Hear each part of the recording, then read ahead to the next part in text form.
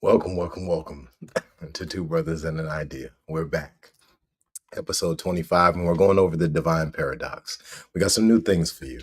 We got some books that we're gonna bring in. We got a new host. We've got a new look. Thank y'all for being here. Let me bring the host to the stage, Ra Thriver. What's going on, guys? What's going on, my brother? Honored to be here. And yeah, man, I'm glad that we can continue this thing under, this is how beauty works. You just get started and we figure it out as we go. We're building the ship as we're flying. And I'm excited to be here, man. Facts. I appreciate you being here, man. You let me know last week. You was like, man, listen, we got to go into that divine paradox, man. So everybody out there, thank y'all for being here today.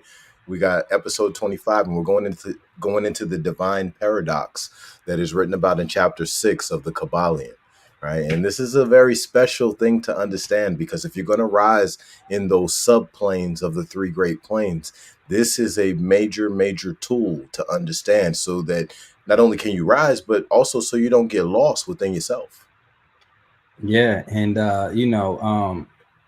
the paradox is so important because it's almost like, in order to accept any sort of old truth, it's almost like they do have the disclaimer, but a lot of times we read right over it. But one of the most important things that you can have when you're on this journey is to accept that there are paradoxes, because there's going to be certain things, and Ferdinand can attest to this, going to be certain things that you're trying to wrap your mind around, where you only can halfway wrap it or not even some way wrap it. You still have to be able to move on without getting to the totality of the truth, because the truth might be just beyond what your human conception can actually understand. And it might sound like it's incomplete, but once you understand paradox, and hopefully, the way me and my brother, break it down and talk about and discuss, will give you a better idea of what paradox is, something that can be grasped and can't be grasped. I don't know how we're going to do that, but hopefully we can express and give you guys a better context on paradoxes and how we do it and use it, and give you guys information from the Kabbalion as well.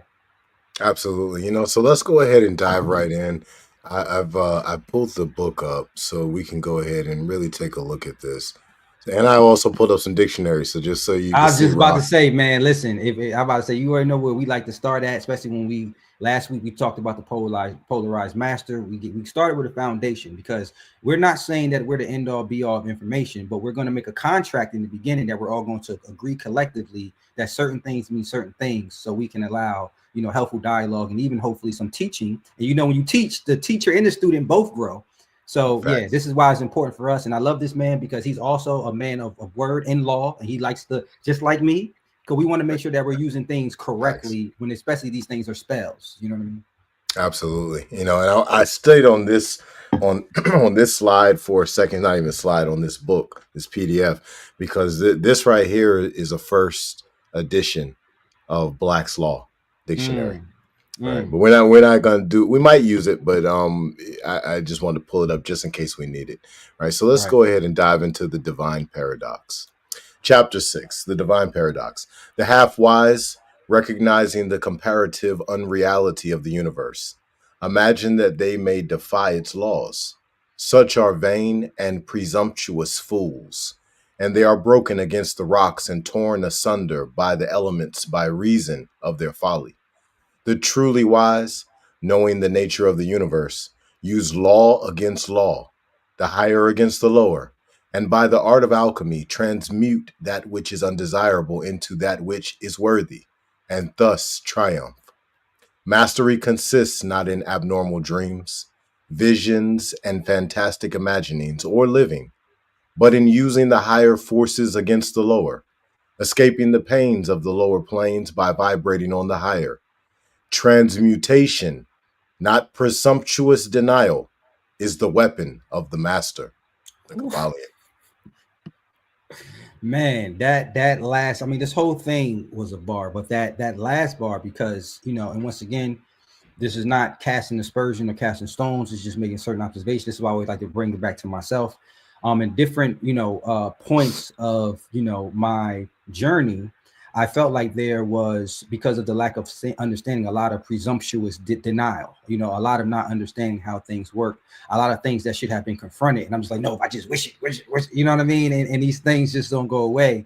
And now, fully understanding, what we're talking about here with this divine paradox. And, even when it's reading here and it says, I'll just, go over this part real quick. It says, and by the art of alchemy, transmute that which is undesirable into that which is worthy, thus triumph. And once again, I don't want to let the cat out the bag, but I know a lot of times it's going to be let out the bag and not everyone's going to catch it.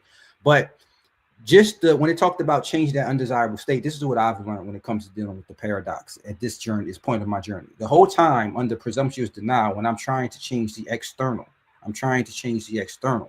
I'm not fully understanding that the external cannot be changed. I only can change my relationship to the external. So somehow, if I'm experiencing the external desirable state, I cannot condemn this is once again, guys, this is high sign. This isn't your cookie cutter, everyone feel good, information, and shout out to them. But this is really self-accountability, what the alchemist absolutely needs. So I'm understanding is that the undesirable state that appears without is actually an undesirable state within myself. And as my brother always talks about, it's tied to some form of regressed trauma that is then thus manifesting itself as discord in the outer world. There's a level of inner beauty or inner love that I have not given this thing from, and it confronts me in the outer planes of the world, and I deny that it's coming from me. So then I want it to change without me, the perpetuator of it, to actually change. So, that's one of the things that when it first said the paradox, because we have to understand, and this is one thing, we're in a new age, so we're just letting out secrets. Even when you understand the paradox and you understand what they're giving, you have to read a lot of what they're saying in reverse. And Ferdinand, please, just for this, I have to see your face for this. You know what I mean? We understand that high magic, even when it comes to music, they hide things in reverse. There's something about the polarity. And even when I text you something earlier, you said you can see the inverse of polarity in what I said. And when you said that, I didn't necessarily know what you mean, but you triggered me to read what I said backwards. I said it still made sense. It still makes sense. Even if I said that the word was made flesh, I can also tell you that, guess what? That the flesh was made into a word, because I'm thinking of words. So just how the word must have been thinking of me to create me, I can run the whole story of God, starting with man backwards, and I can explain God, the seen explaining the unseen. You know what I mean? So, I'm going to let you get yours off. And I think that once we go further, we'll go further. Let's go back and let's establish through the dictionary what paradox is. But that's something early, when you just reading that, and it's beautiful because a lot of times you read, you got the velvety voice. My mind be interpreting it, and I'll be like, great, I can add some sauce onto it. Well, while you giving your wisdom, I'll go ahead and look up paradox and get us started. Let's go. See, this is why this man is great. Appreciate it, brother. All right, paradox, that which is contrary to received opinion. And please, everybody, understand this is an etymological dictionary, and I believe its copyright is well, don't get me saying nothing that's wrong. I do think it's like 1882 or it's either 1882 or 1886. All right, so we're making sure that we have quality dictionaries for what we're doing here. But yeah, that which is contrary to received opinion. Let's see what else it says. Strange but true. Okay, so this is a definition that kind of can go in a lot of different direction. That which is contrary to received opinion, right? What do you think about that definition? Once again, if you can't get comfortable with strange, like Dr. Strange, then this is kind of going to be the wrong show, because sometimes there is going to be a lot of double talking. You know what I mean? But this is why the Kabbalah tells you it is, but it ain't. We're going to say things that are contradictory in nature, right? But these are the things where the spirit of neutralization comes in, because if you're allowed to hear man and see the contradictions, and it might sound strange, maybe you guys will catch it later, then that's you seeing the face of God. Anytime you're searching for perfection, you're looking for a polarity that doesn't quite exist. And brother, can you bring that up one more time? Because another thing that caught my mind on there too. I had only pulled out so I could get you Googles. Great. I wanted to hear you both. Okay, great. Because there was a particular statement that in the other one, it combined two words. It combined para, and it combined dogma. Got you. Okay, I'm coming. I think those words is very important. Remember, sometimes, and I love you because you're a wordsmith like myself, we get the words and we see the words are made up. Then we have to dive into the individual words that made up the word to really get to no pun intended, the root. So the That's tribe, no pun intended. I'm listening to a lot of battle rap. That's why the analogy. So we can get to the root, so the tribe can prosper. facts. So yeah, so see paradogma, because this is the reason why the English language is so exquisite, because it takes the best of all, and I like to say squoze. I know it's not a word, I like making up words, and they squoze them into one word. So not only do we have para, which is one word, we have to look up. When we have dox, which we kind of understand what dox is. Someone say, hey, you doxed me.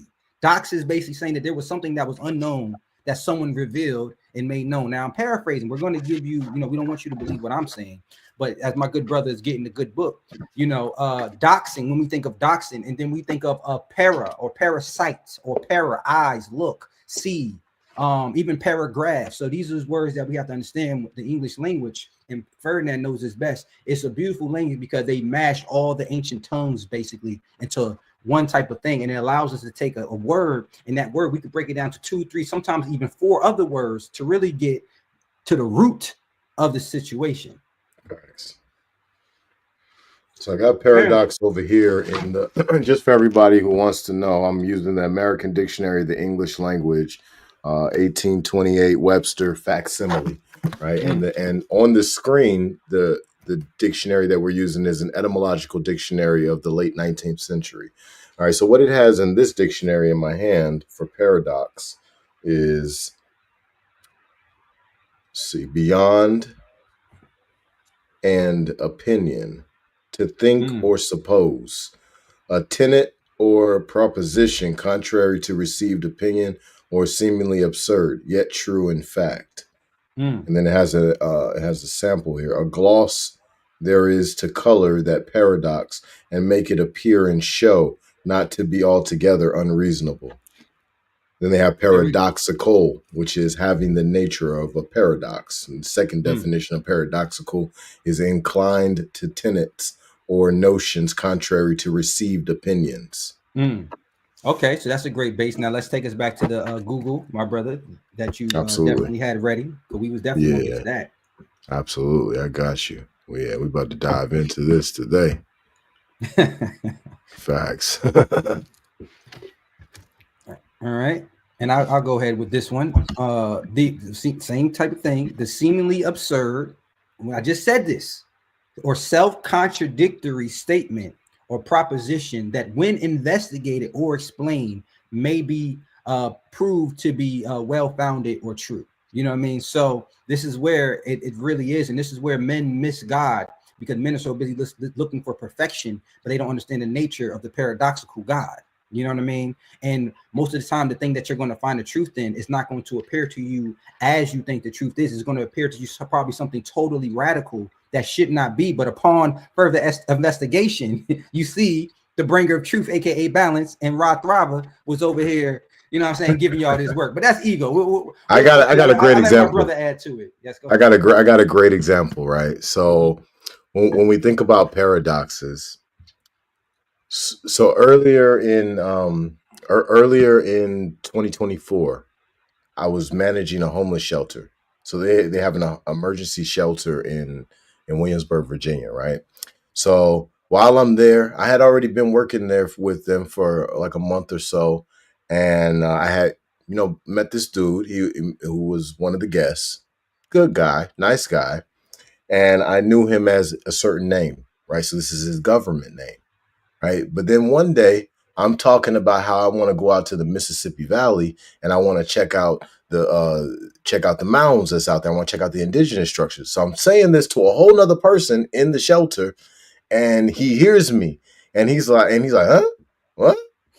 And then he says, Tamare. And and I was sitting back like, hold up, man. I couldn't just let that slide. I had heard that before, but I didn't know exactly, what it was. And this is the wild part.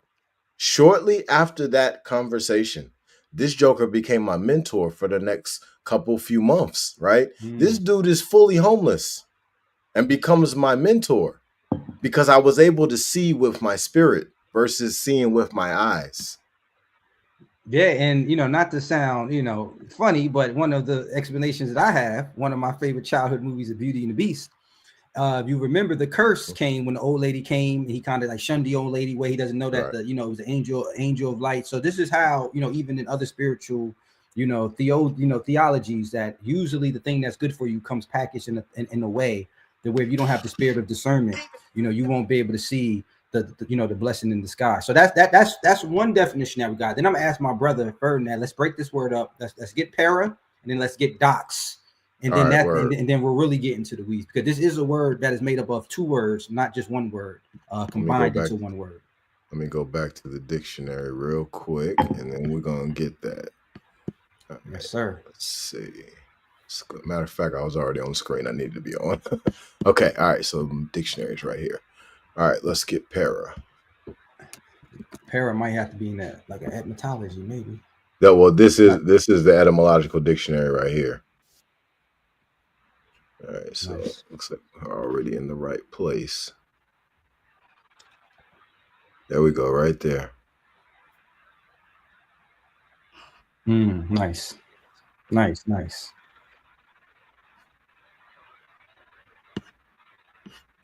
Take it away, my brother.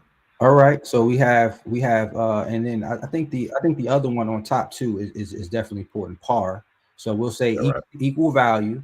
Because once again, we know that some of these words have in your wordsmith, just like me, when you really trace all the English words, they really came from like 5 or 7 sounds. Somehow 5 or 7 group and oots and doots, complexity mashed on top of each other, end up creating the whole lexicon that we have now. So par, you can't separate par and para if you really understand word in that methodology. So we'll start with par, which is perfect. Equal value, equality of real, nominal value of, or a nominal value or of condition, to be par, to be equal, okay? To prepare, because once again, to prepare and the result go together. You know what I mean? Whatever you prepare for and the result. So these things are combined. So then we'll go down to the bottom of it, a common prefix, para, away from, forth, towards, beyond, thereupon further. You know what I mean? So paradox, strange, unknown. It seems like, this thing is, it's beyond your thinking. When they describe God, they say he's beyond your understanding. So these words gives us, and it's another important word. And I'll let you, seem like you want to hop out, I'll let you hop in. Did you see under it says forgive. So we understand that the word para means that it's a causality word. It's a word that usually precedes a particular action when it comes. So when you see that word, go ahead, my brother. Well, I didn't really have much to add on the definition, but what I do I want to dive into that chapter. There's some very, very special ideas that are introduced in that chapter, but I do see the value. Make no mistake about it. Awesome. That's defining these words, right? Okay, so now we do docs. Docs, absolutely. And then we be ready. We'll have a good fundamental understanding on what we're I'm just listening to like what you're saying, like that. This is where you see like smiles come from, because as you say things, there's nostalgic thoughts that are just kind of popping up. Same thing with me, bro. That's why I said anytime you jump in, I'll go ahead, because it works the same way. I know how that spark works. Right. All right, so let's try 200 and start there. Let's go even further than that. Let's go 150. See, this is a good friend to have, guys. I'm telling you. You know what I'm saying? Look at, we get into the words. Yeah. We're making sure we get closer to the source of these words, because the older the dictionary you got, the better. That's a fact. There's a lot that has been changed. So in these, we're using it in natural language. We say, I got docs, which, once again, the para is just letting you know it's beyond, meaning that you had a certain location that was beyond what people knew, and now this is exposed. So we're definitely going to get you the words and all the words. All right, I think we might. Here we go. We got doxy, the doxology and doxy. All right, let's see. Doxy. So an utterance or praise to God, meant originally a notion, to think, dogma, So when we looked at paradox, it did say dogma. So we might have Right. to really go see dogma to understand docs. Sure.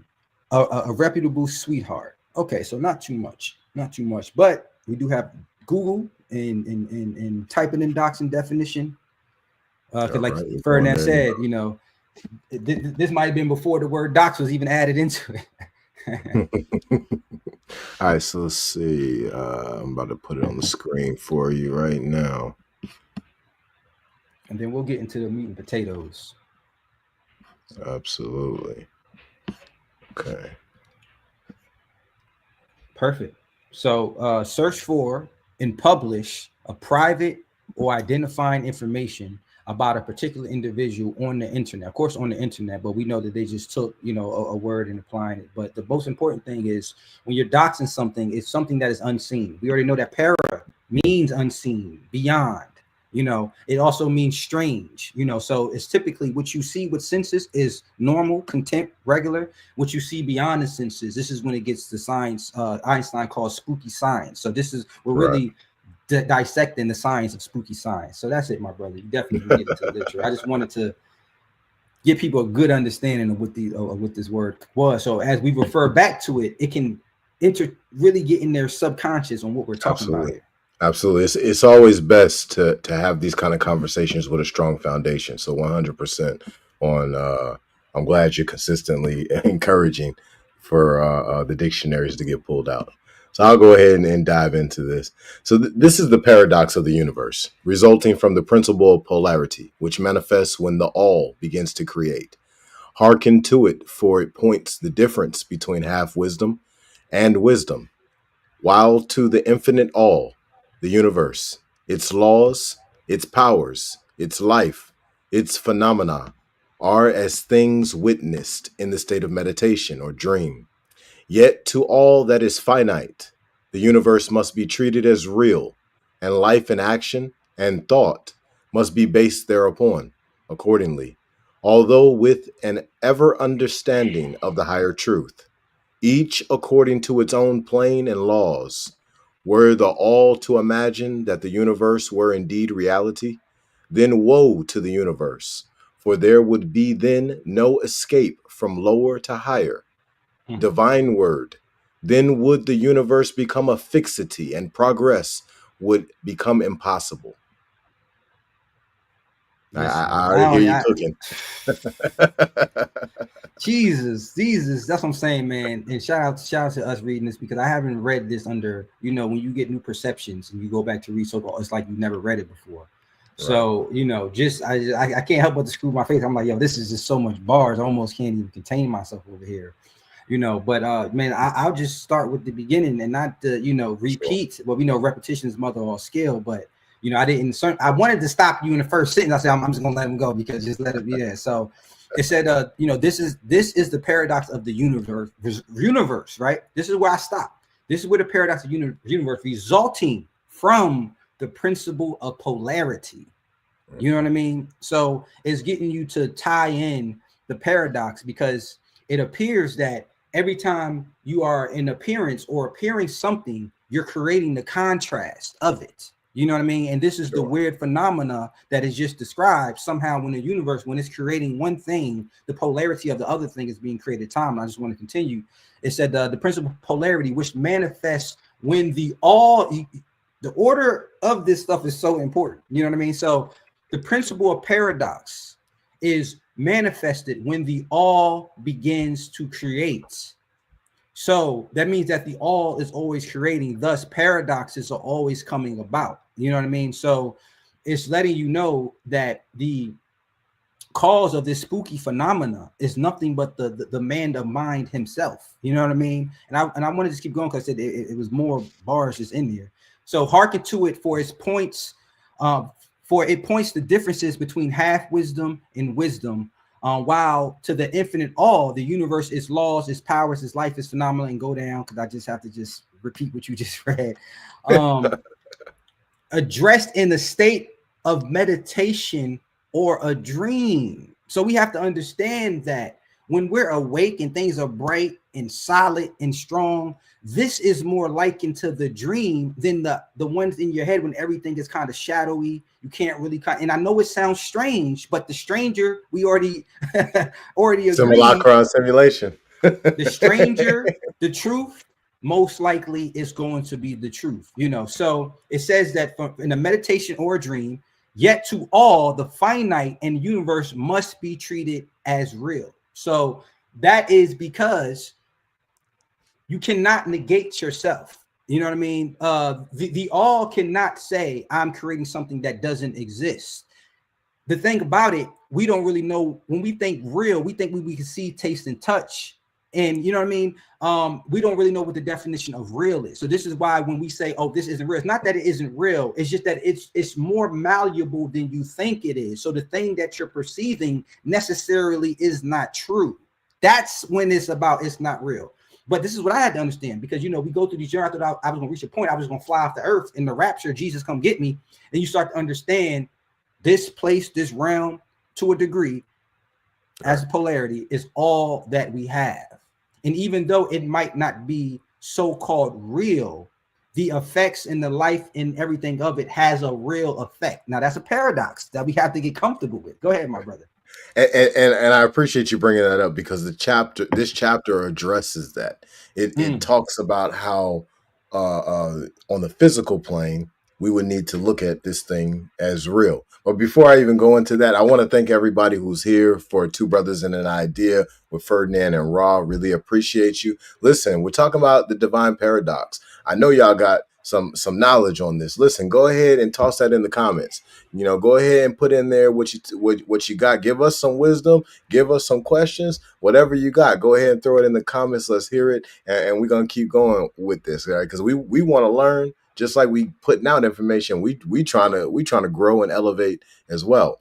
Help me with where I was just at, Ra. We were talking about that treated real. And life, action, and thought must be based upon it. Basically saying that, and I'll just get you run it up again. Basically saying, like, the ones who keep saying none of this is real, just that and the third, that creates a delusion, and it creates a imbalance or impartialment, that we keep promising a higher planes and not knowing if there's any plane, this plane rises with you. You know what I mean?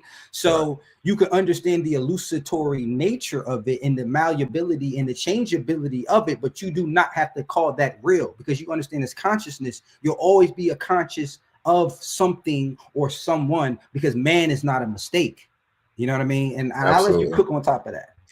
One of the things that we didn't go heavily into concerning the Kabbalion is the three great planes. Right. So the three great planes are the great plane of spiritual, the great plane of mental, and the great plane of physical. We've kind of slightly touched it, but we haven't went deep into it. Right. But always be aware of what plane that you're operating on. Always be aware of what dimensions and realms that you're operating in. And that will help you to understand better the boundaries that you have, and the boundaries that are bendable. Right. And then the ones that can be broken, and the ones that can't be broken or bent. Right. But it's important to understand, to have presence, right? To be present. and this puts us in a space to have proper awareness, right? Because all of that is necessary to use this paradox effectively, this divine paradox. Man, and while you're speaking, you talked about presence in the spirit, Akashic, whatever you want to call it. It's always said, your slogan went through my head: expose your gifts.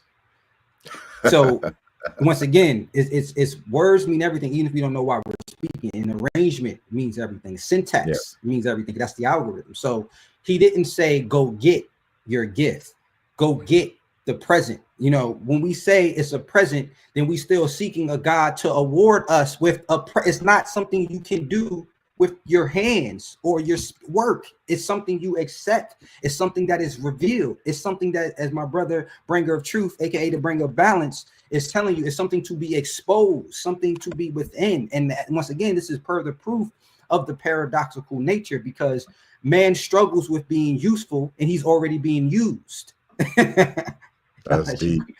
I'll let you keep going.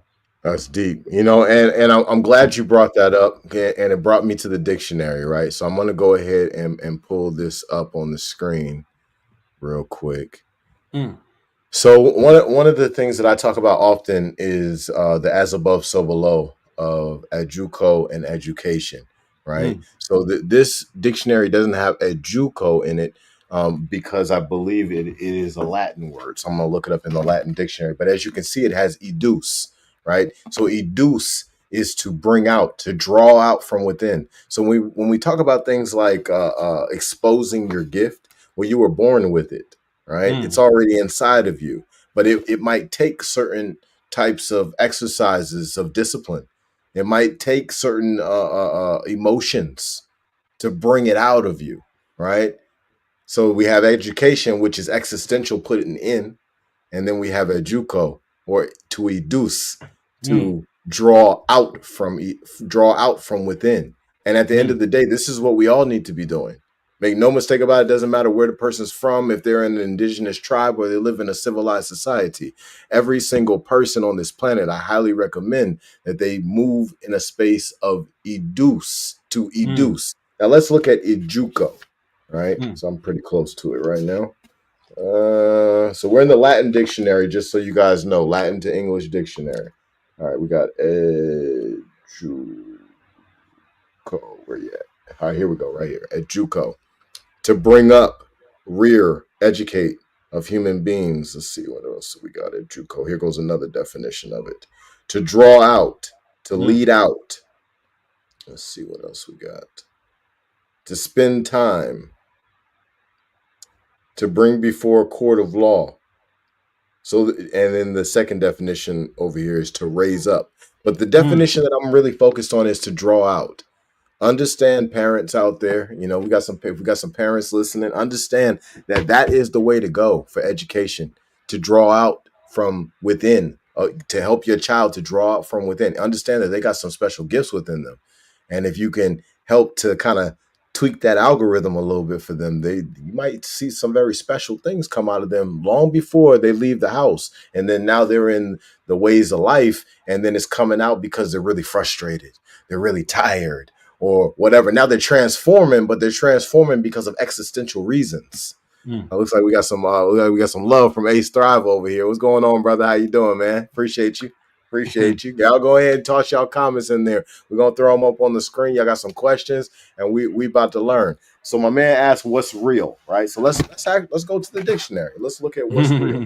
Matter of fact, let's pull it up on this dictionary first. All right, y'all Read give me one all. second to get it up here. Yeah, we about to hit it tonight. Israel. Israel. They got some things going on out there right now. They got some real stuff going on out there right now. I feel sorry for anybody and who's you know and dealing something with you that. said to me, not something you said to me, something you said too a couple episodes ago, where you say, you compared it to like a mutant, and this is the only unfortunate thing is that, when you're going through the challenges of tussling and fighting and afflicting with your journey, it's like it's pressure, and the gift is a coal, and slowly it's taking that pressure and is molding it till you get to a certain point where you can release the causality that is ironically and paradoxically, we got to understand it works both ways. So when Yes, you're digging in the dirt, the sky is being lifted or the diamonds is being found. It's both ways. You know what I mean? So in order to create, and we got to stop thinking creation only means good. Creation means creation. So in order to create, this is the beauty and unconditional of the universe, that when one thing is created, the salvation of that thing is also created at the same time. You know what I mean? facts. How do you define real? Let's get our Morpheus on. Yeah, let's get it in. We in the matrix right now. All right, here we go. Sorry, it took a little while, y'all. So hopefully everybody can see that. So a homeboy over here, Ace Thriver, he didn't ask, so what's real? Well, it says right here that real is actual, true, genuine. Okay, Mm, this is what's real. Now let's look at what the other variations that they have up here for real is. All right, the second definition is a small Spanish coin. That's very interesting. I'll have to look into that one right there. In Swinburne's Travels Through Spain, 1779, a letter, right? But what we're really looking at is actual, true, or real when we're talking about real. right? But let's look at real in this dictionary. Let's see what it says over here. Okay. Another thing it says the etymology of res property, substance, a thing, is by means no clear, related to give. All right. Already Real. cracked the code, man. We gonna wait for Ferdinand, but the spirit already hit me on what this means, man. Hey, well, you go on it. Go on in, man. Dive in.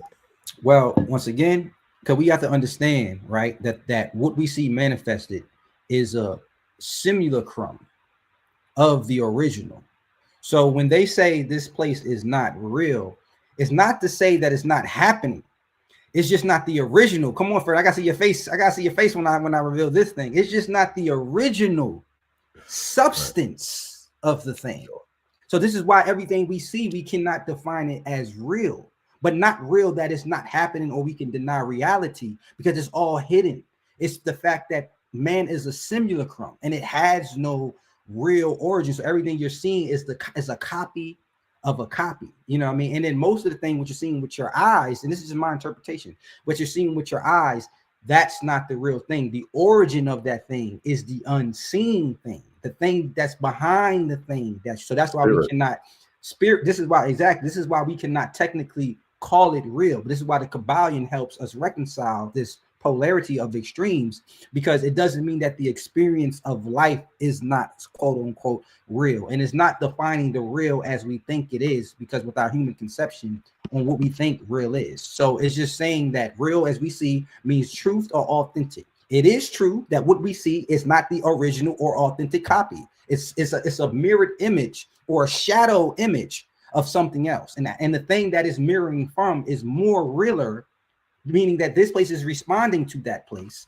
So when you pull the strings in the true real world, Zion, you know what I mean? You're able to manipulate the simulacrum, which is the seen world. But this is why when you go in your mind's eye, you're still in the world, because this world is a mirror. It's not like when you go to the real world, it means same. So when it says we was made in the image of, come on, brother, we was made in, yes. So the as above world is a exact replica. It's just that the as above world is the manipulative world. This is the reactive world. But surely what is being done on earth is being done in heaven. So this is the paradox. So when what we see is seen, we cannot think para means to be beyond. We cannot think that there's something beyond what we see. What we can know is that there's a mirrored image that I can work with, that's not with my senses, and the seen senses is more one of the mind, like the paradox was just telling us. And us as polarity masters, shout out to last week, 2 days ago, we're able to sift, which I found out, Ferdinand, that pure means sift, to sift. How do you get pure? You have to sift through. So when we're mediating ourselves using the polarities through the paradoxes, the fact that we're moving from realm to realm, we're purifying ourselves because we're sifting. We're not staying stagnant. What we know what stagnation does, you know. So I'll flip it over. You know, while you were talking, what really stood out, shout out Ace Thriver.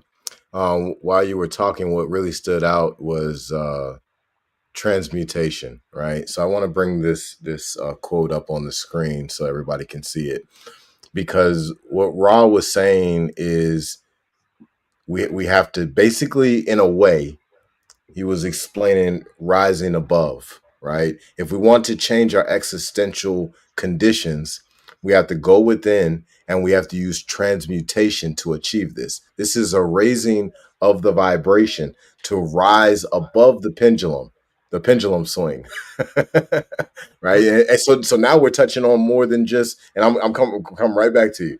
Now we're touching on more than just the principle of polarity, which, you know, when we're talking about the divine paradox, this is what we're ultimately talking about. But now we're also bringing in the principle of rhythm. Now we're also bringing in the principle of vibration. Now we're also bringing in the principle of cause and effect. So each of these come into play while using the divine paradox to rise, right? You got it, brother. And this is what Ferdinand always talks about, you know, the planes, the different spiritual planes. Because once you understand that the planes, you just understand that there's a hierarchy. So yes, we can use the term higher, But the truth is that there's just different stages of the existence on how they work. And this 3D plane, when we're operating with the senses, is here. But when we go within into the astral ethereal plane, it's just layered here because it's the as above principle. So this is why when you hear someone says you have to rise, you have to transmute, they're basically telling you that you have to go within. Because every time you go within and you mess with mind, you are messing with a so-called higher principle. Even if you don't call it higher or lower, it's manipulating the thing underneath it because it's a certain stack. It's how the principles are stacked in order. And why are they stacked in order? So you can trace one to the other. Just how with the principles, when you start to use them, you can connect all the principles no matter where you started at because they're all connected within a certain hierarchy. And we understand hierarchy is important because I could say, the dog bit the boy or the boy bit the dog. So it's the same arrangement of words, but the same words, but the syntax, the arrangement of the words actually matter because then thus you get a certain causality when you arrange them in a certain way. So when you arrange the planes of existence in a certain way, you get the certain everything that we get that is perfected. And these planes, if they were to change, then everything will be different from how we understand. So this is why order is important, us knowing higher or lower. But I want to get us out of the idea that higher is in another realm. So when we say higher, we're just saying when you close your eyes and you cut off this word of senses, you're automatically in a higher plane. When you're dense and in the so-called physicality, which we understand, when we dive down the word of physical just means psychology. So the word physics is telling you that even when we're in the physical, we're in another part of the mind that just seems grosser, but there's no such thing as flesh. It's all psychology, physicality, metaphysics, physics. You know what I mean? So just wanted to add that in when you said that. It reminded me that these different planes that hopefully we get to talk about today are so important because you understand at what level of causality are you in, and you can just be conscious. Because me and Ferdinand talked about before, you don't need to want to rest in one polarity. You need to use law against law. You need to be able to observe, see where I is, and you need to know which law is applicable to your current situation because this thing is forever changing and for our dynamic. So the reason why you don't want to get stuck in high,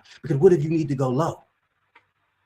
And you stuck in high, you got your head knocked off, the Philly Bulls say, you know what I mean? Because you needed to go low. And since you don't know lower magic, because you have this affinity of God only expressing himself in one polarized way, and you're not being, as we talked about last week, the full paradoxical polarized master, which means that you're doing things that should be strange, that should not make sense. While everyone is saying the most high, you're saying the most low, or you're just mixing it up because you understand that to a degree that God is a God of confusion. You see that?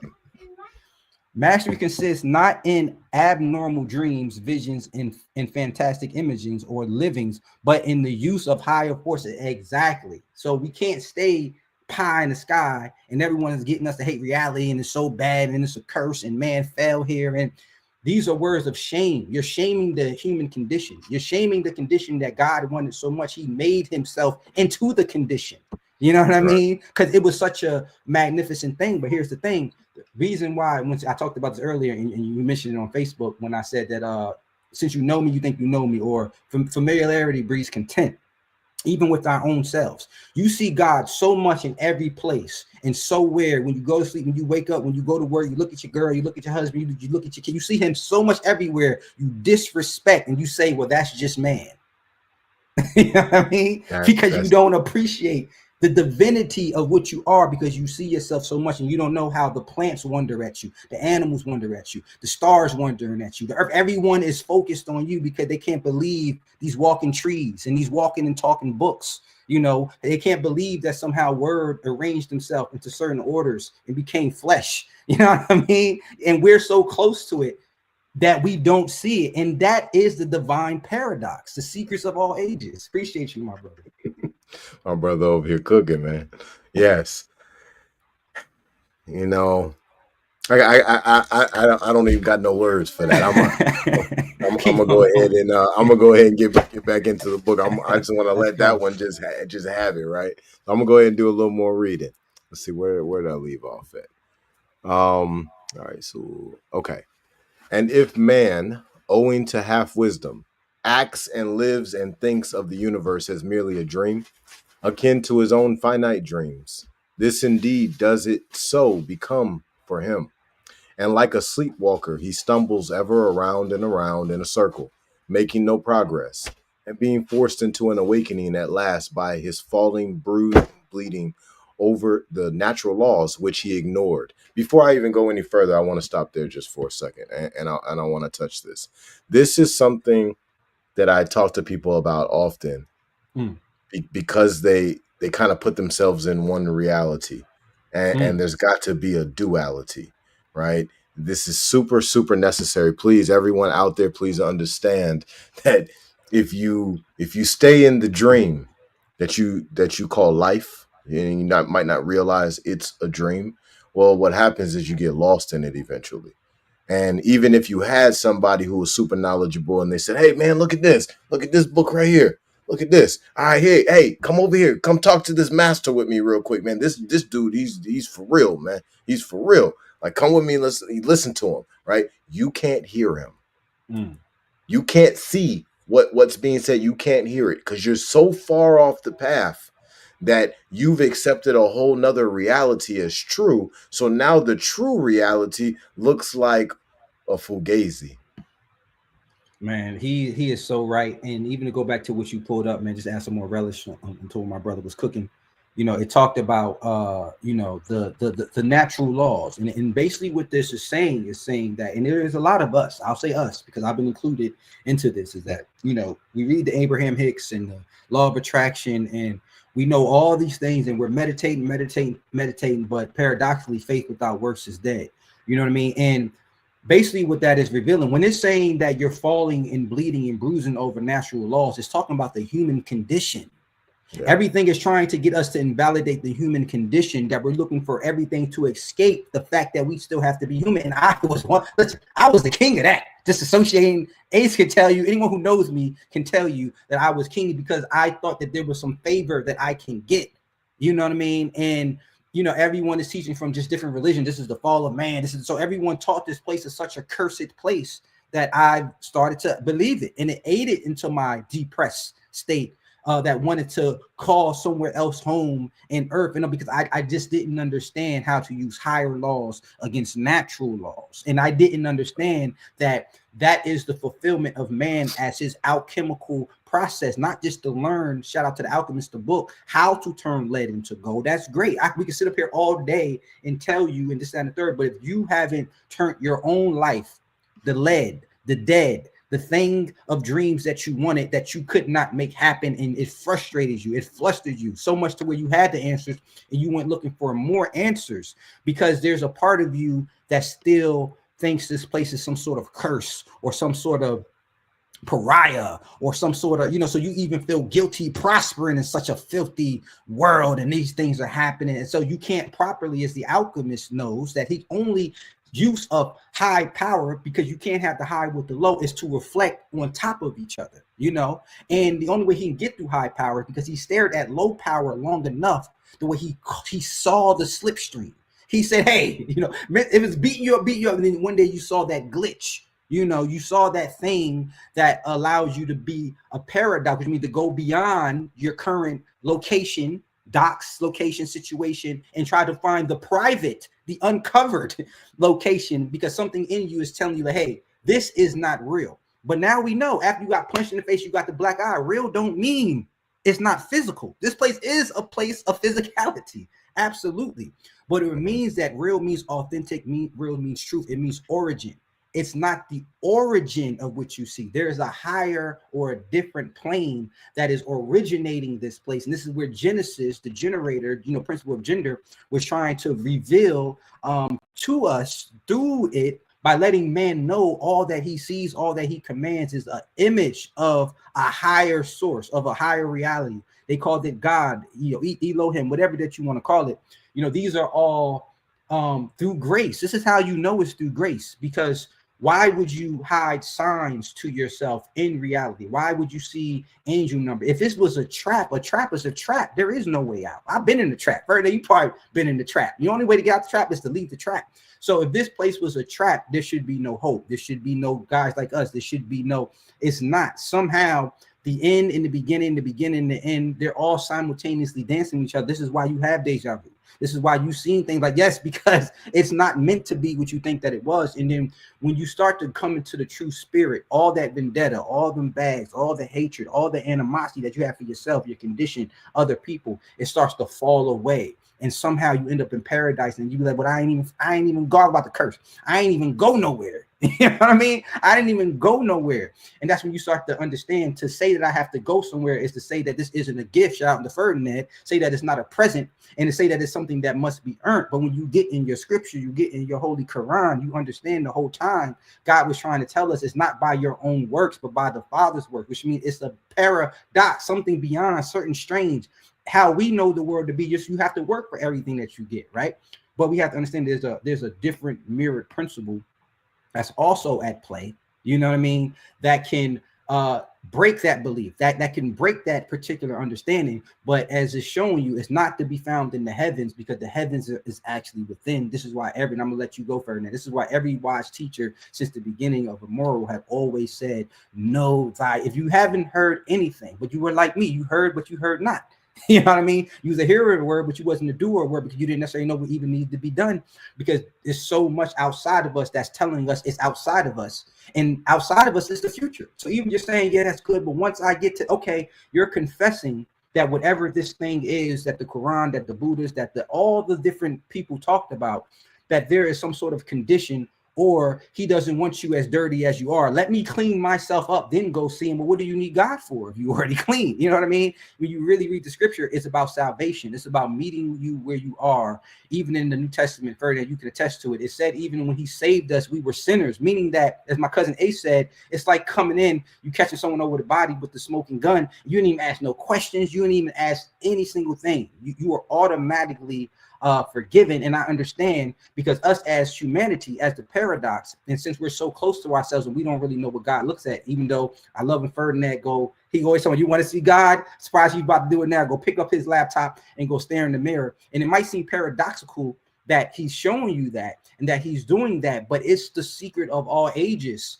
Ferdinand, how are you calling me on the hold on, he must have got disconnected. Hold on, guys. Yo. Yo.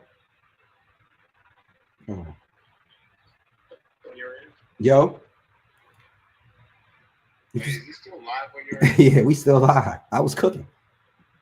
I don't know what happened, man. I lost internet over here. So Oh man. Yeah, I don't know what the hell happened, man. It looks like it might.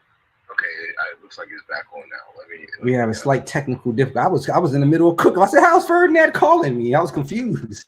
Yeah, man, it's weird. I'm back now. Nobody on the throne. Yeah, sorry about that, y'all.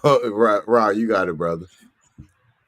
Man, I think where I left off at, because what you guys to understand, right? And this is even in, I'm sure you read Think and Grow Rich. The Ace Lab and Think and Grow Rich, and even in there, because even if I'm not trying to speak in parables and speak it plain, I only can speak it to the level of self-understanding that you got. So it still might sound like a parable, but I've gave you guys a secret probably episodes ago, but I understand that repetition is a mother of all skill. And even like the Napoleon Hill, he told you that he was going to embed in the first chapter the secrets of the book. You know what I mean? And you didn't even have to read the continue of, of it. If the keen mind can see and the wise mind can, differentiate. So I wasn't really saying nothing but the same thing in a different way, and just using these laws, because once again, to use laws against laws, you have to know where the true law is, and the true law is actually within you. You know what I mean? You are the driving force. And just to say this last thing, because this is decoding. We are in the age, shout out to Purple, the Purple Flame. We're in the age of enlightenment. Even when you break down the word teacher, you understand that the teacher and the student becomes one and the same, and the teacher can't grow unless he's edifying someone. It's like a once you get to a certain level of wisdom, if you're trying to just hoard it and keep this up, you'll hit a stagnation. That's why he's smiling, because he knows. And then you figure out this is how God created some sort of self-perpetuating system, because once the wise ones gets the gnosis, we immediately start to spread the good spell, and the Bible tells you that the second Adam, The first Adam was created from dust. The second Adam was going to be created from a quickening of the spirit. So just how when I'm talking to Ferdinand and me, and we're getting the vibration, bro. Yes, this is how the second, not through silence, but through the good spell. This is why, having people in all forms, listening teachers is all important, because this is a commune thing. And Christ really is humanity awoken, if there was such a Christ. So this is why we have to aid in the process of so-called ascension and elevation, because we know ourselves through the people. Who else are we going to know ourselves through? Facts. So let's go ahead and dive back into this book for a second, man. Yeah, Cook it. I'm feeling this, right? So let's see, where did we leave? Keep your mind ever. All right. Keep your mind ever on the star, but let your eyes watch over your footsteps, lest you fall into the mirror by reason of your upward gaze. Remember the divine paradox, that while the universe is not, still it is. Remember ever the two poles of truth, the absolute and the relative. Beware of half-truths. What Hermetists know as the law of paradox is an aspect of the principle of polarity. The Hermetic writings are filled with references to the appearance of the paradox in the consideration of the problems of life and being. The teachers are constantly warning their students against the error of omitting the other side of any question, and their warnings are particularly directed to the problems of the absolute and the relative, which perplex all students of philosophy and which cause so many to think and act contrary to what is generally known as common sense. Man, it's just richness. Shout out to you, man, because I'm able to, like I said, interpret it even better. When you're reading it, and for me, even when it says, the teachers constantly warn the students against the error of omitting, which a lot of the religious folks, they always omit, and I'm trying to get them, who's the evil? Stop trying to get me to believe that this evil is acting upon itself, because if I can get you to admit who invented or created or empowers the devil, I can get you to understand what I'm saying.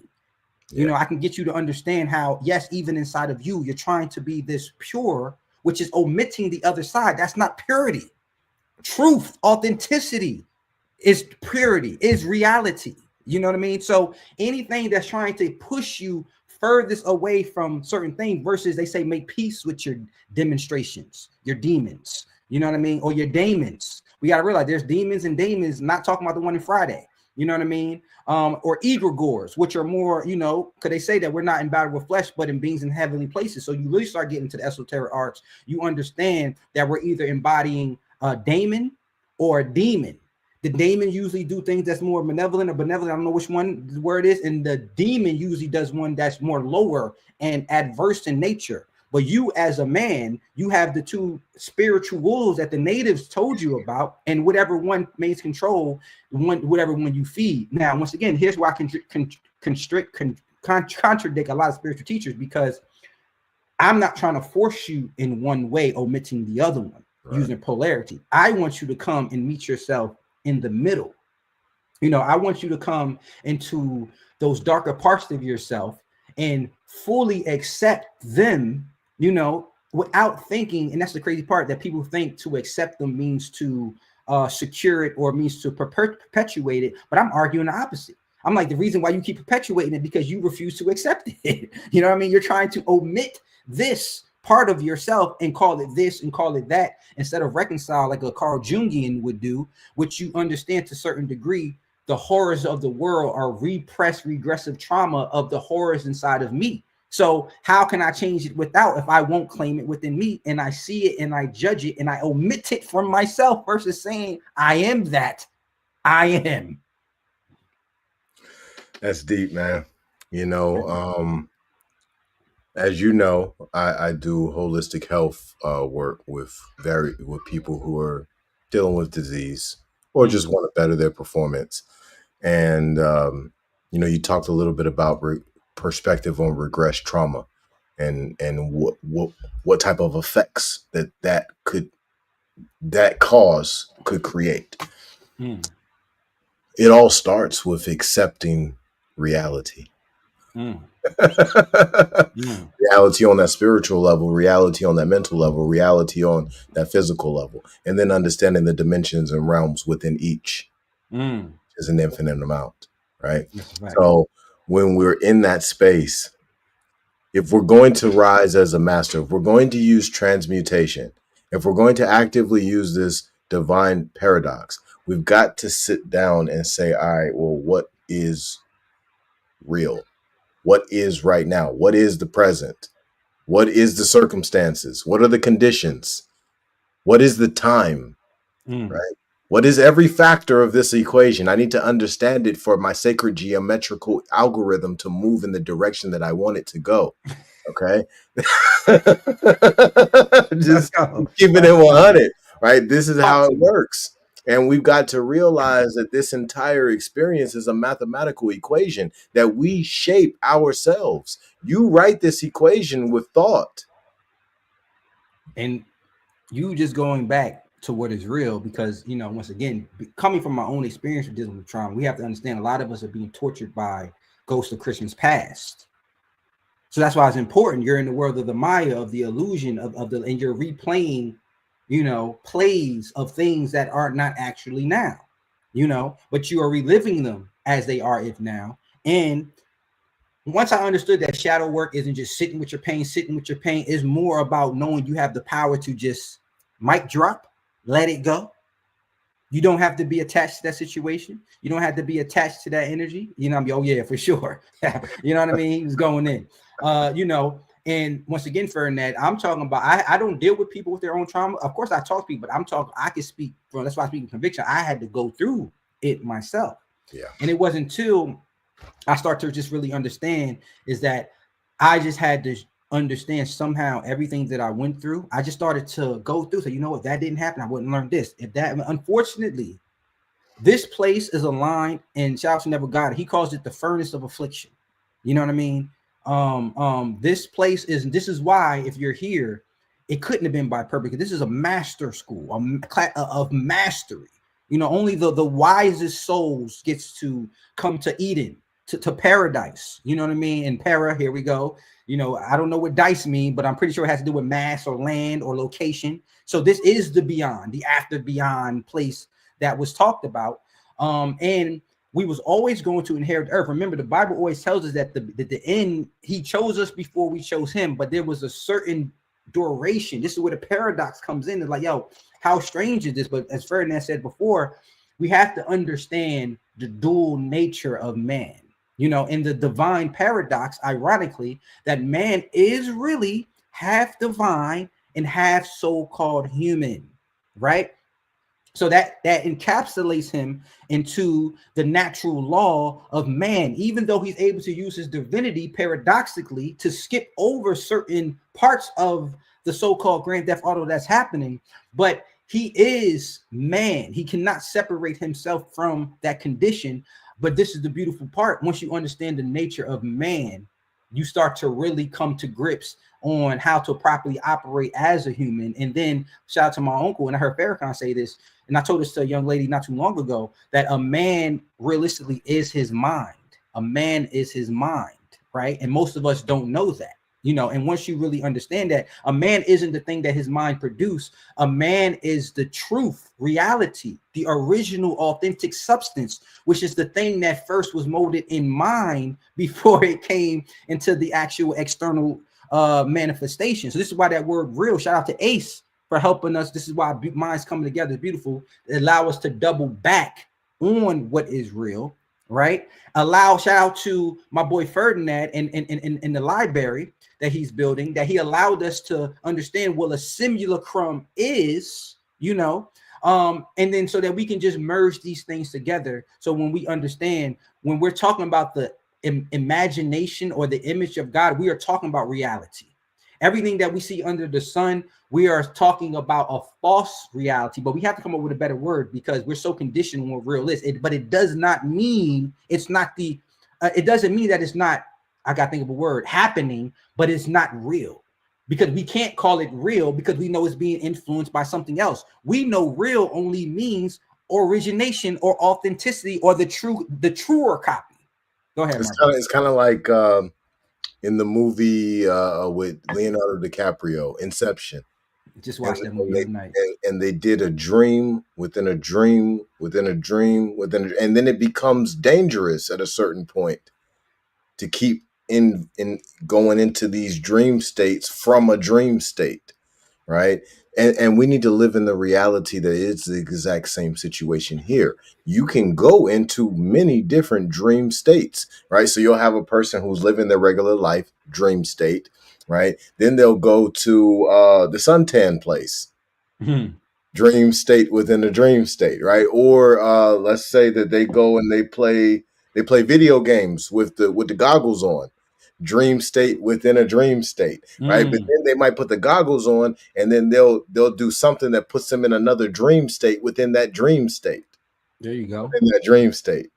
There you go. And then once again, the book, the Kabbalion, and when we went over it, but I made sure not to forget it. It said, "Yes, let the stars guide you." So when Ferdinand is keeps talking about astrology, and further in the book, it talks about how astrology is really the major framework. Is written in the stars because it's the as above to the below. It's the within manifested without. But it gives us the plan when we're not quite able to go inside, because when you understand the zodiac, you understand that man needs time to exist. Zodiac is basically the the guardian of cycles, we'll call it, right?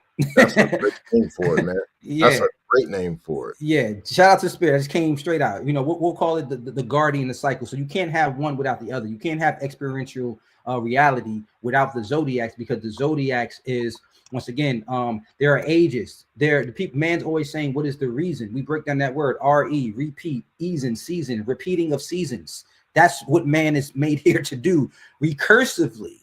We're here to just life, birth, death, resurrection. God is not eternal life, because to be eternal life, well, who's eternal death? Who's eternal birth? So it's all, we have to take on the multifaceted mind of man. I mean, of man, God, same thing. We can interchangeably, but we have to take on in my Father's house, there are many mansions. If it wasn't true, I wouldn't tell you so. I will go and prepare a place for you. That's the polarized master playing his own Christ, going to the many multiverses Ferdinand just talked about, the many dreams within dreams, preparing a place. Why are you preparing the place? Because your awareness.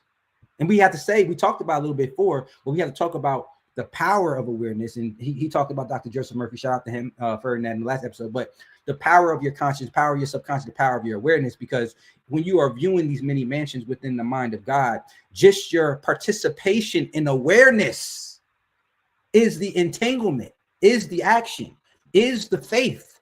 Remember, faith means evidence for things that are not yet seen. So this is why when they say to be saved, all you need is faith. Yes, you're trying to be saved from your current condition. Your current senses is telling you or giving you an indication you don't like the way the pendulum is swinging. The only thing that's going to be your savior is faith. What is faith? Evidence of things that have not yet been seen. So we're breaking down to you what the book was telling you. Basically, the Kabbalion, especially the Bible, they're saying that you're living in the world of sin. What is man mostly living in? He's living in with the false idea of separation, that he is not one with the thing that he desires. Instead of man adhering to even the Kabbalion that's trying to tell you that these beautiful things can be changed, you go out in the world and you toil against the reality to mold it into perfection, not knowing that it's slipping through your fingers because the reality is molding to your viewing of the things that need to be corrected. You can't correct, you accept.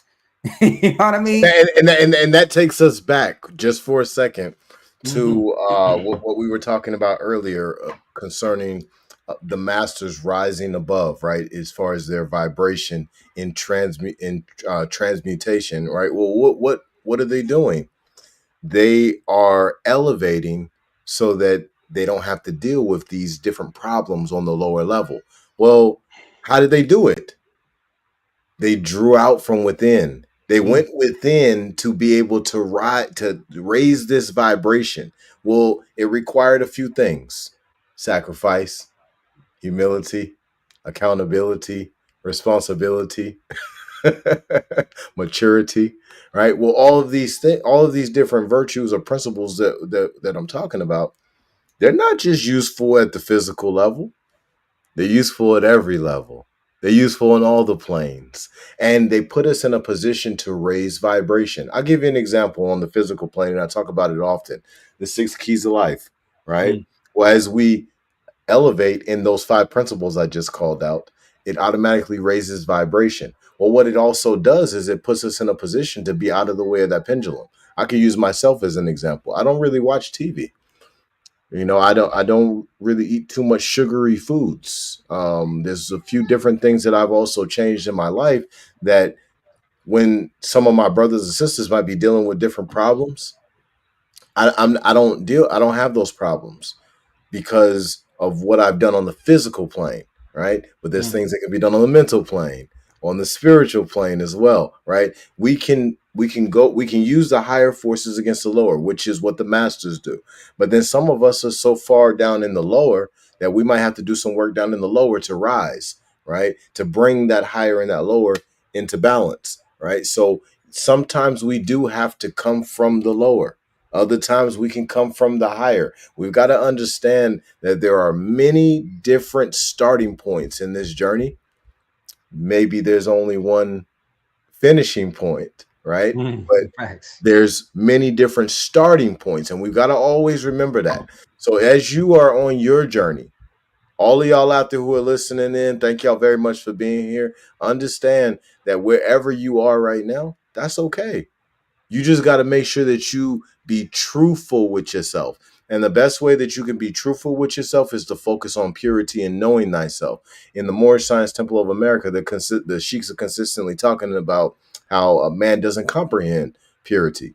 And I would Mm, say that the bulk of men don't comprehend purity. But purity is not that hard to comprehend if a person would walk the path, right? mm, Because as you walk the path, the understanding that you desire is manifest. mm.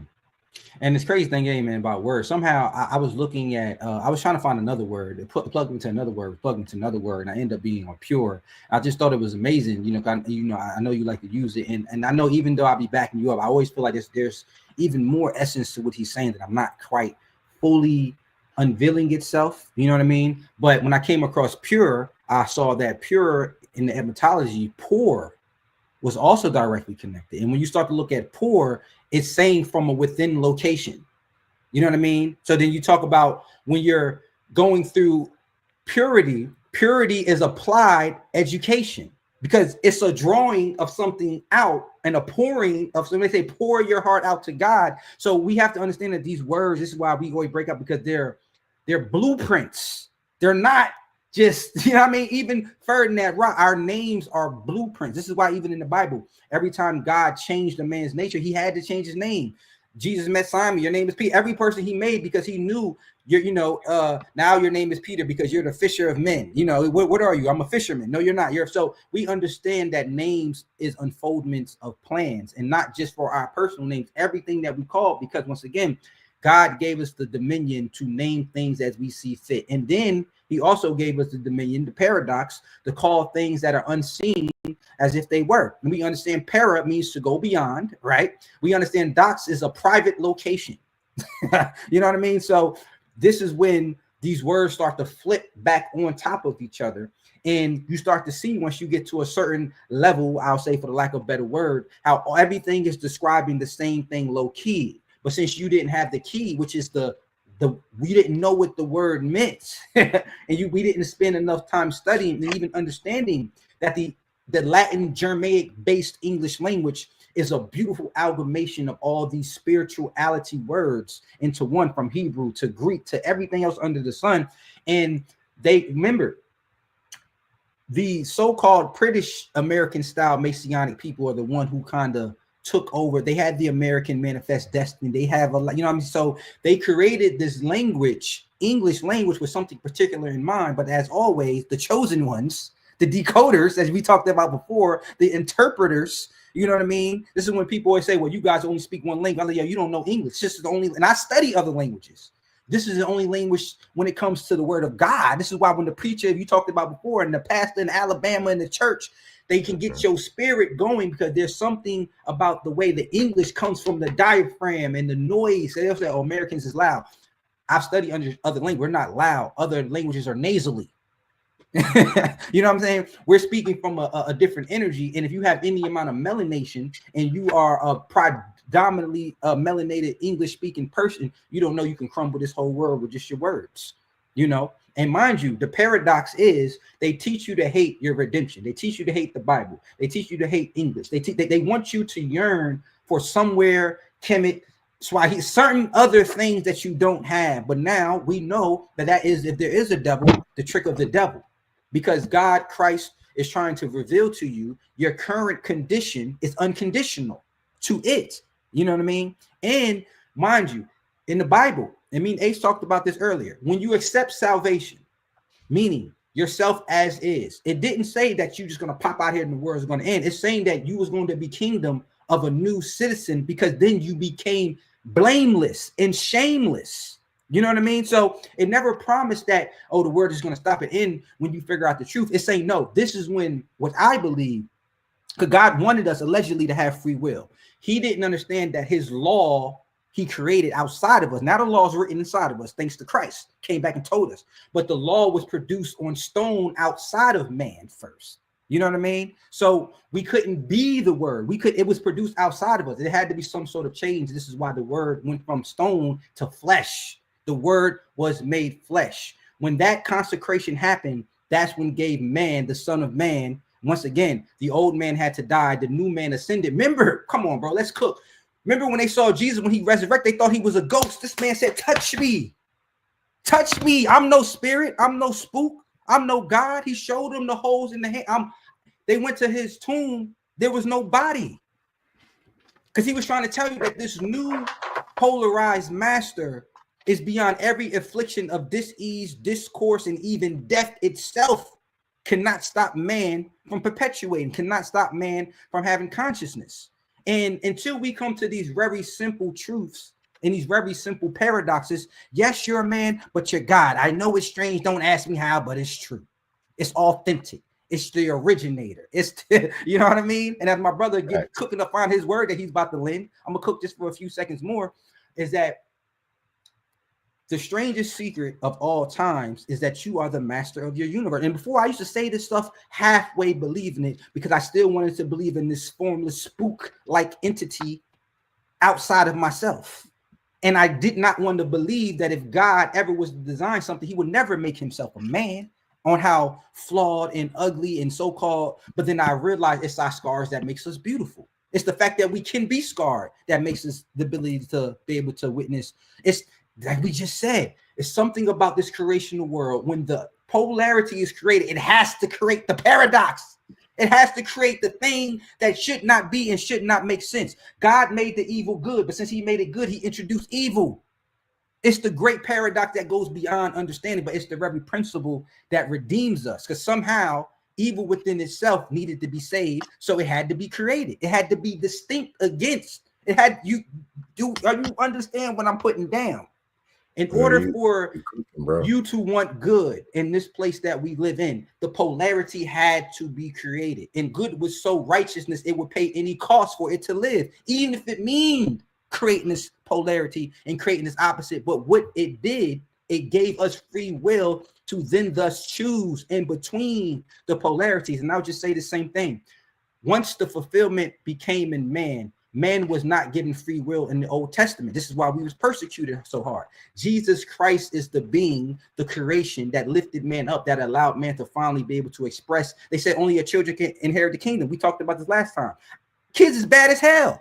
So obviously our actions was not being predicated when the Father said it's his good pleasure to give you the kingdom. It was a present. It was a gift. You know what I mean? To humanity. Absolutely.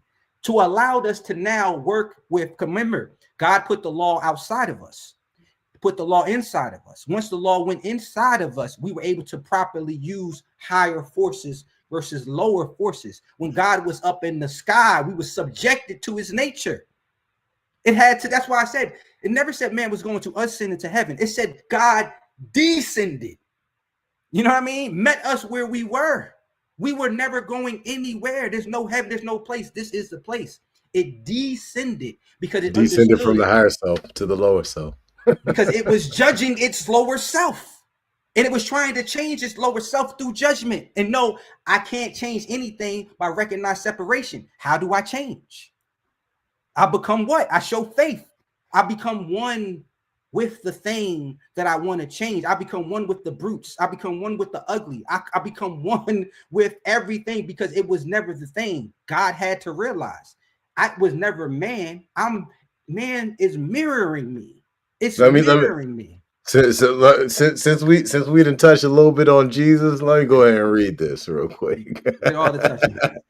All right, so everyone out there, I'm reading from the Circle 7 Holy Koran, divinely prepared by the noble prophet Drew Ali, and this is chapter 18 on page 28.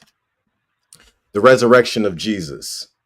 Pilate places the Roman seal upon the stone door of the tomb. At midnight, a company of the Silent Brotherhood march about the tomb. The soldiers are alarmed. Jesus teaches to the spirits in prison. Early Sunday morning, he rises from the tomb. The soldiers are bribed by the priest to say that the disciples had stolen the body. If y'all don't mind, just kind of bear with me. I'm going to read this full chapter. Cool. The tomb in which they laid the body of the Lord was in a garden, rich with flowers, the garden of Salome, and Joseph's home was near. Before the watch began, Caiaphas sent a company of priests out to the garden of Salome, that they might be assured that Jesus' body was within the tomb. They rolled the stone away. They saw the body there, and then they placed the stone again before the door. And Pilate sent his scribe, who placed upon the stone the seal of Rome, in such a way that he who moved it would break the seal. To break this Roman seal meant death to him who broke the seal. The Jewish soldiers all were sworn to faithfulness, and then the watch began. At midnight all were well, but suddenly the tomb became a blaze of light. And down the garden, a troop of white-clad soldiers marched in single file. They came up to the tomb and marched and countermarched before the door. The Jewish soldiers were alert. They thought his friends had come to steal the body of the Nazarene. The captain of the guard cried out to charge. They charged, but not a white-clad soldier fell. They did not even stop. They marched and countermarched among the frightened men. They stood upon the Roman seal. They did not speak. They unsheathed not their swords. It was the Silent Brotherhood. The Jewish soldiers fled in fear. They fell upon the ground. They stood apart until the white-clad soldiers marched away, and then the light about the tomb grew dim. Then they returned. The stone was in its place. The seal was not disturbed, and they resumed their march. Now, Jesus did not sleep within the tomb. The body is manifest of soul, but soul is without its manifest. And in the realm of souls unmanifest, the Lord went and taught. He opened the prison doors and set the prisoner free. He broke the chain of captive souls and led the captives to the light. He sat in council with the patriarchs and prophets of the olden times, the masters of all times and climes. He met, and in the great assemblies he stood forth and told the story of his life on earth, and of his death in sacrifice for man, and of his promises to clothe himself again in garb of flesh and walk with his disciples, just to prove the possibilities of man, to give to them the key of life, of death, and of the resurrection of the dead. In council, all the masters sat and talked about the revelations of the coming age, when she, the holy breath, shall fill the earth and air with holy breath and open up the way of man to perfectness and endless life. The garden of Salome was silent on the Sabbath day. The Jewish soldiers watched and no one else approached the tomb. But on the following night, the scene was charged. At midnight, every Jewish soldier heard a voice which said, Adon Mashish Kumi, which meant, Lord Jesus, arise. And they supposed again the friends of Jesus were alert, were coming up to take the body of their Lord away. The soldiers were alert with swords unsheathed and drawn. And then they heard the words again. It seemed as though the voice was everywhere, and yet they saw no man. The soldiers balanced with fear, and still to flee meant death for cowardice. And so they stood and watched. Again, all this was before the sun arose. The heavens blazed with light. A distant thunder seemed to herald forth a coming storm. And then the earth began to quake, and in the rays of light they saw a form descend from heaven. They said, Behold, an angel comes. And then they heard again, Adon, Mashish, Kumi. And then the white-robed form tramped on the Roman seal, and then he tore it into shreds. He took the mighty stone in his hand as though it were a pebble from the brook, and cast it to the side. And Jesus opened his eyes and said, All hail the rising sun, the coming of the day of righteousness. And then he folded up his burial gown, his headbands, and his coverings, and laid them all aside. He arose, and for a moment stood beside the white-robed form. The weaker soldiers fell to the ground and hid their faces in their hands. The stronger stood and watched. They saw the body of the Nazarene transmute. They saw it change from mortal to immortal form. And then it disappeared. The soldiers heard a voice from everywhere. Yea, from everywhere. It said, Peace, peace on earth, and goodwill to men. They looked. The tomb was empty, and the Lord had risen, as he said.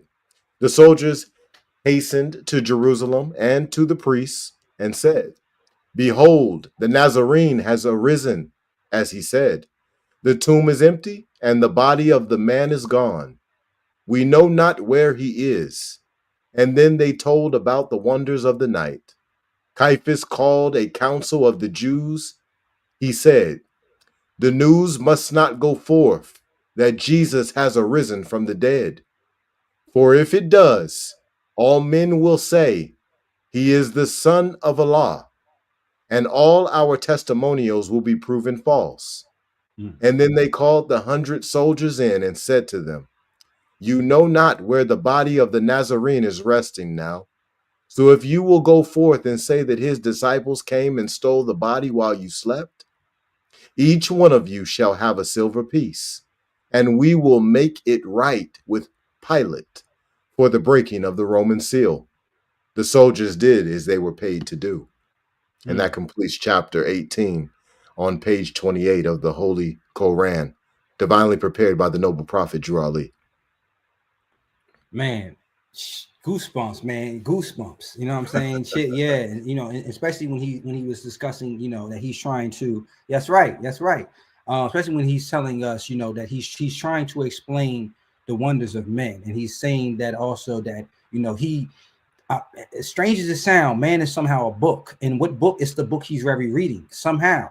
And we don't understand our relationship to words and flesh. And we think that they're just speaking metaphorically. I don't think they're speaking metaphorically. And I've said this offline to you in the last episodes that, you know, I might have an assumption. There's a lot of crazy theories. Absolutely. That man's a book. The paradox, the God that we think that we got is 7 principles. Somehow there's word, but who wrote the words? Man wrote the words. So you see the recursive relationship with the words in man's mind, and how, once again, this is the reason why I said that we need to do paradox, because a man will tell you that he's flesh and blood, and this paradox that I'm saying is strange, it's peculiar, it's against conventional information, even within esoteric spaces. But I'm not mincing words when I think man is the words. If that makes sense, you know what I mean? I'm not. That's the divine paradox. That you're talking the divine paradox in real time. And I think when man's uncovering the word in the book, he's not uncovering the book, he's uncovering himself. You know what I mean? And as long as he keeps thinking that the book is making him and that he's making the book. But paradoxically, the book is in return making him back. You know why? Because he can read on his own notes. He can read on his own thoughts. And then we know he's a simulacrum. He doesn't need an original substance to produce another substance. So this explains the recursive nature of man. This explains the Elohim when they said we must kick man out because man can never eat, from the tree of life. He has to know both good and evil. But why? I cannot redeem you until you know evil. You came in this world only knowing so-called perfection, which we've seen is omitting. That's why I said, guys, get out of the idea that you have to be perfect. Perfection, as we know it, is omitting the truth of the other side. That I got to jump in. I got to jump in. Go ahead. Listen, everybody out there, listen. When we talk about perfection, I want every single one of y'all to know that you came out of the womb that way.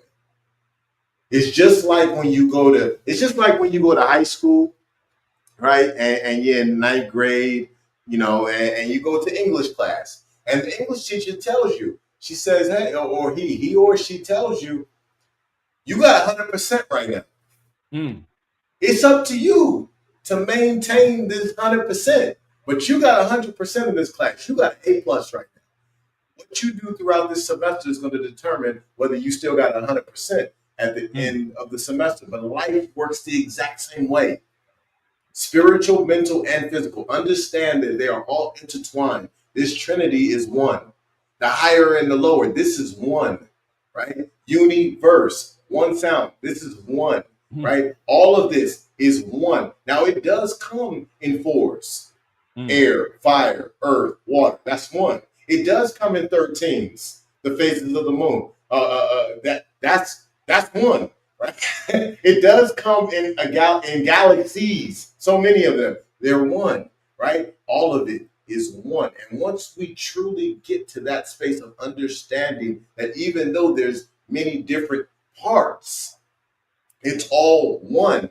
Now we've stepped into a very, very special place where we're going to be able to easily utilize this divine paradox. We're going to easily be able to use these 7 principles of self-mastery, these 7 hermetic principles. We're going to easily be able to utilize them in the 3 great planes.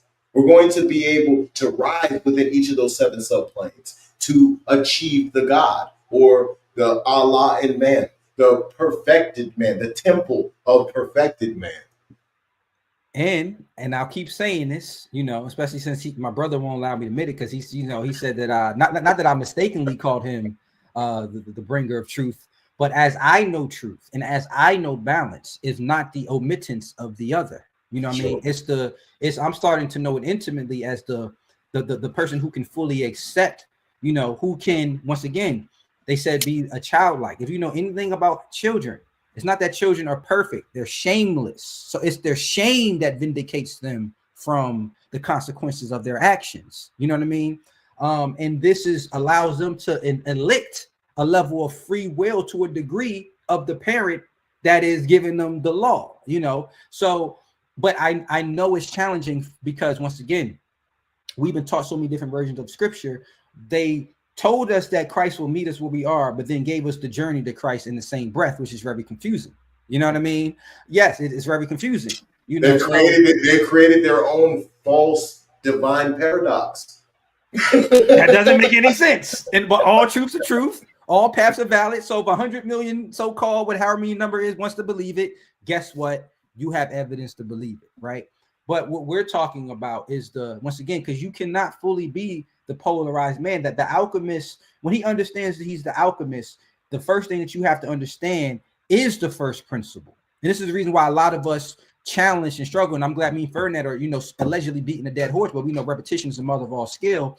Is that when you read from the Kabbalah, it reminds you of the divine order, even though that is non-linear, but at the same time, paradoxically, it is. And we have to start, and even if it's not, let's flip it on this pose. Either we're going to start with if you want to start with the principle of gender, fine.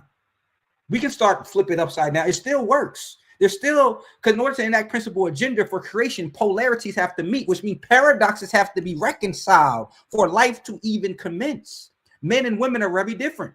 Very different. But in order for life to continue, these different beings have to come into a meeting point for life to create. So even if you flip them upside down, this is why, and we'll come up with a better terminology, because I just think it's really good to allow you guys and our brothers and ideas tribe members to be really clarity and refine. That's what my OG always talk about. Refine, refine, refine. Because if we can get you out of the idea of above and things, and then maybe it's within, without. But you can understand that the battle that you have to be is not beyond you. Because even if I tell you that you have to rise and above, it still denotes you have to go somewhere. If I say be still, know that I am God, that's a better declaration that it can happen right here in the chair in the room I'm in, where Ferdinand is at. You know what I mean? Because I'm not telling you have to go or to be somewhere else that it already is. So this is why really understanding that all is mind, and whatever that you see that is so-called contained is contained within the mind. And if all is lost in physicality, you have to be metaphysical, which meta just means above or invisible. You know what I mean? But I think that you'll have a little bit better of, for me at least, I'll say myself, I had better use of the information once I got out of the higher or lower or free, because then I kept feeling like that it's somewhere other than self, versus just saying these are planes of causality. And if you're so-called on the grosser or lower vibes, here's what you can expect. If you're so-called on the higher, here's what you can expect. And here how one influences each other, because it would be a lie for me to tell you that only the higher creates the lower. It's not true. It's just that if you have that parasite or that paradoxical polarizability, what some of us do and don't, to see beyond the condition of the flesh, so-called flesh, then it's easier to work with this energy, but there's no hope to despair. And I'll let you jump in 2 seconds. If you only can work with the lower magic, you still have ability to access God where you are. Go ahead, my brother. This is why it's so important to understand the language of spirituality. If a person is going to have a deeper understanding of that higher self, to be able to properly balance it with that lower self. Well, what is that language? That language of spirituality. Is it my imagination? Is it church? Is it the temple? Is it the synagogue? Is it the mosque? It's none of those. It's not any book. It's symbolism. We have to understand symbolism to understand the language of spirituality. And then what it does is it puts us in a position to understand this divine paradox differently, to understand these 7 principles of mastery differently, to understand our ancient ancestors differently, right? To understand the zodiac differently, to understand precession differently. All of these things manifest as a result of understanding the language of spirituality. See, Ra was giving us some very valuable knowledge earlier on telling us all the different variations, or how many variations that the human language can have, the English language can have. Well, yeah. And we can do it with Arabic, and we can do it with Mandarin, and we can do it with Russian, and we can do it with any language. We can speak the language of spirituality in any language. But once we are speaking that language, now what happens is you can hear Ferdinand differently. You can hear Ra differently. You can hear your pastor differently. You can hear everything around you differently. You can see differently, simply because now you are speaking a language of a higher vibration. Listen, and this is going to be in a future episode, but there's something called, we've heard of the theory of relativity, but there's something called linguistic relativity, right? Which is a science. Yeah.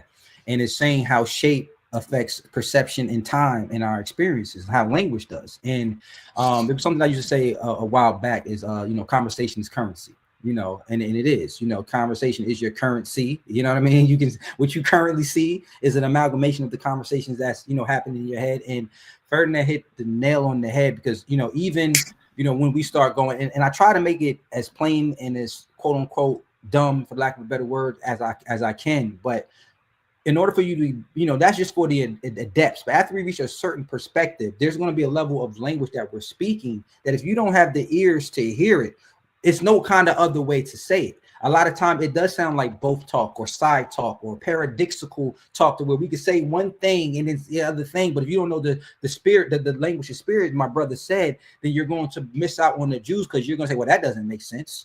You know what I mean? Or that doesn't, et cetera, et cetera. Or so language is not only important, language is God in action, because in the beginning was the word, but then the word had to be strung with other words, and it had to have a certain arrangement of this particular word. And then here's the beautiful part, how you know there was no such thing as creation, because someone had to bear witness to the word. Only person who ever we saw evidence to bear witness to the word of God was man.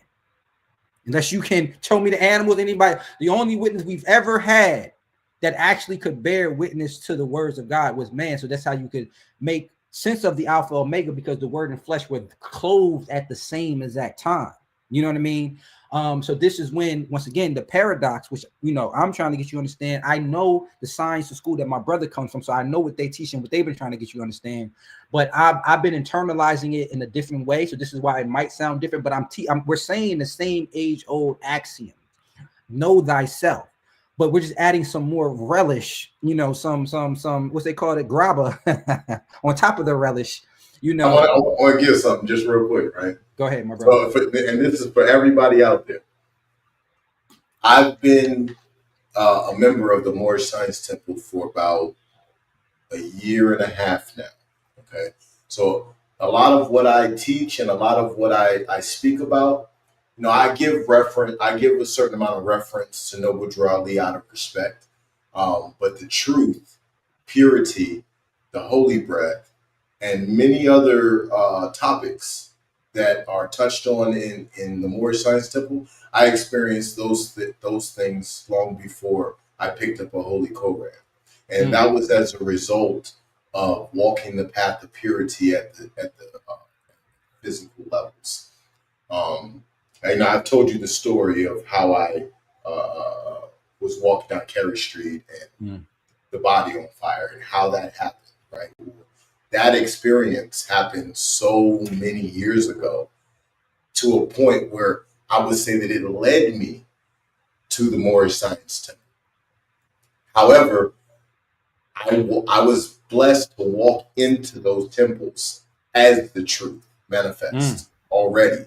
And I had already walked a bunch of people down the path. And this path, I want to be very clear to everyone out there. This is not some path where you're like, you're at the track and you're leading them down lane one. No, this is Mount Everest. Okay. Not only have I climbed it alone, I've taken other people on the journey up this mountain climb. And like I said, no disrespect to anybody in the Moorish Science Temple, but I want to make it very, very clear that what I've been able to be blessed with, it doesn't come from there. I would say that the Moorish Science Temple has helped to enhance it. It's helped me to develop more modesty. It's helped me to develop more obedience, more discipline. But the core of that comes from work that I did alone with, honestly, really no teacher. It was me walking a path where I was literally trusting spirit. I was walking by spirit and not by sight. I'm talking about it in real time, right? So that's just a little quick caveat. No, man, listen, it's beautiful because it helped me once again, because when you was walking down the street, right, and that spirit hit you, and because we're testimonies, what were you doing to deserve that? The real work. You know what I mean? Everything. Right, but once again, the thing that even before you started to give up, the thing that pulled you out of the darkness. You know what I mean? Because we was in darkness, you wasn't in light. Then it started to pull you. We was in despair, lost, and it's something we didn't know. We think we're being guided, but it's a hand that said you're chosen. But it had to get you at a certain point of darkness. Why? I can't give you the light, you can't be the polarized man unless you can. So this is when we start to understand that there really is a higher plan. So yes, we might lose faith at certain points and aspects, but even when our faith is lost, we are already chosen. You know what I mean? So the quicker because once again, you didn't know you was going to be where you was going to be when you first started. It was scary, it was lonely, it was frustrating, it was depressive, it was all of these things. And you might be saying, God, why? Like, what the hell is going on here? You know what I mean? But when we start to understand high science, right? In order for me to saturate you with love, I have to saturate you with the polarized, so you can know the difference when it's bestowed or imbued upon you. You know what I mean? But it takes a higher self to really Be that unconditional. But you know what it does when you start to radically self-accept yourself, you accept every condition, and then you look back at your condition. You deal with regress trauma with people. Now you see what allegedly happened, but you don't see it the way that Mandela affect your own damn self. And you give yourself new definitions and reasons why, et cetera, et cetera, et cetera. And that's when, and you're not wishing things away. You're not wishing, you're just in a state of acceptance. But guess what? Before you accepted it, it accepted you. That's why we both went on the journey without even knowing.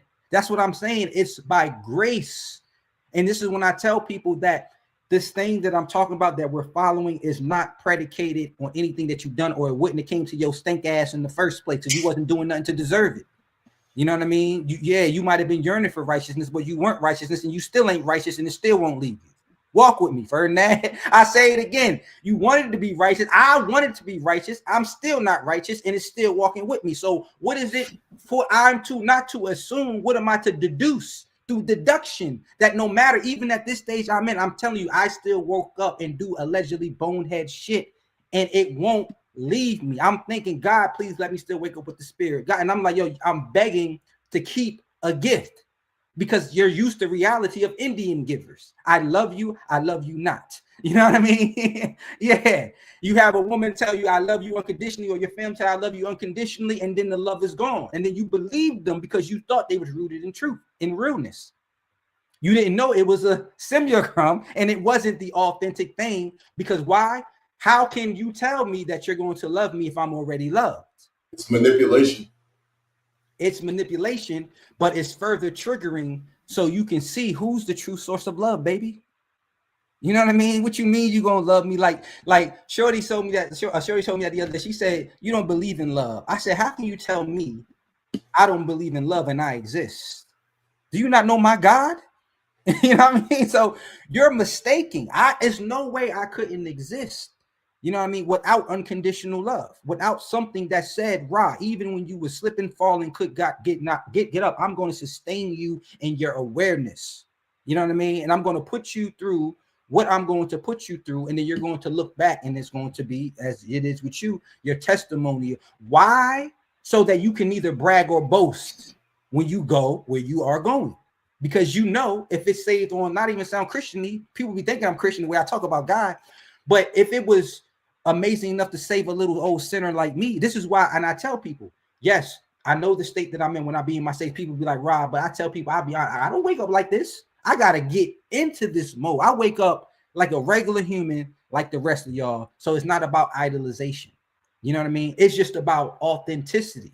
You know what I mean? So sometimes you got this version of me. Sometimes I'm not this hype. I'm not this encouraging. And I don't even try to be. People know when I'm off grid, I don't give a fuck about what's going on, because this is just who I naturally am. And I'm not trying to fight against the streams no more, especially when, and that stone was so important, because even when you talked about, you know, the Roman and the seal and the stone, we know Roman, romance, love, unconditional love. So we understand the words that I was playing with. We understand that God said that I was, you know, before Christ is redeemed, I'm going to remove the heart of stone that I gave you, and I'm going to give you a heart of flesh. So that's why when the stone was removed, Christ had to show them, I'm still flesh. So just like the prophecy fulfilled, you know what I mean? And this is the thing that is talking about, and that we're talking about. And this is why the ultimate story of redemption is telling you about Jesus Christ. Why? Because the Yahweh of old gave you laws outside of self. They gave you a temple, they gave you animal sacrifices and everything in between. The fulfillment of it allowed you to be the temple, allowed you to have the kingdom inside you. And then I keep asking people, because you'll hear people quote the kingdom inside, the kingdom inside. And I ask you, well, who the hell? We talk about the kingdom. In order to have a kingdom, you got to have a throne, right? Who is sitting on the throne then? If the kingdom's inside of us, you know, have I been saying, or does the emperor not have on clothes? If we go to check, is it an absentee landlord? You know what I mean? And I'm learning that it's not an absentee landlord. You know what I mean? And right, it's not going to be the white man with the beard or the spook. When you look and you see that version of yourself that is everything you so-called want to be, it's going to have your face, your features. The demeanor might be different, the energy might be different, you know what I mean? But it's going to be you. That higher, as we say, higher form, it is you clothed in a light body. but you're still going to be able to see the face and know the face. This is how Christ always told you, and God always told you, when he comes back, you shall know him because you shall look like him, and he shall look like himself. So when you see, you'll know there is no other God besides the sons of man, which we all are. You know, and then you can really become the polarized man, because you finally accept the mind in Genesis was talking about your mind. You know what I'm saying? The image that was being reflected into reality, it was talking about your reflection. The person who was once ignorant, but then ate of the tree of good and knowledge, he was talking about you. And the person who's redeeming himself after he knew the good and the polarity knowledge, now he eating from the tree of life, is talking about you. But you could not eat from the tree of life until you knew both good and evil. You know what I mean? So this is why I'm saying man is a book flipped on top of himself. He thinks he's reading about an outside character, since we talked about this, but he's reading about his own psychology, because life is psychology. You know what I mean? So that's the cook if for right this second. We already done did 2 hours that fast. Dang. You know, let's touch one more thing before we go. Oh, listen, man, ain't no time limit. The two poles of truth, absolute and relative. When we think about truth, there's a lot of truths out there. We got facts. We got you're told the truth, and you got the other side of that. You got the lies, and then you got I guess whatever is the opposite side of facts, right? But relative truths, right? So it's relatively true in the melanated community that it might be slightly disrespectful to talk about, you know, let's say if you're a Caucasian person in the room and you start making a reference about eating watermelon or chicken wings or whatever, right? It might be relatively true that when you go to a wedding, even though they say, hey, if anybody don't want this marriage to happen, speak up. It might be relatively true that you shut the hell up and you keep your mouth closed because you might get punched in your mouth for speaking. It's also relatively true to most people, even though the IRS has said that it's optional. It's relatively true that we should file our taxes. But what's absolute truth? Absolute truth is what is coming out of the mind of God. Now, we just talked about this, that man and God are one. Now, at the same time, utilizing the divine paradox, it tells us that man's thinking, the manifestation of his thinking is relative truths. But what comes out of the mind of God is absolute truth, right? So how do we make absolute truth from man? I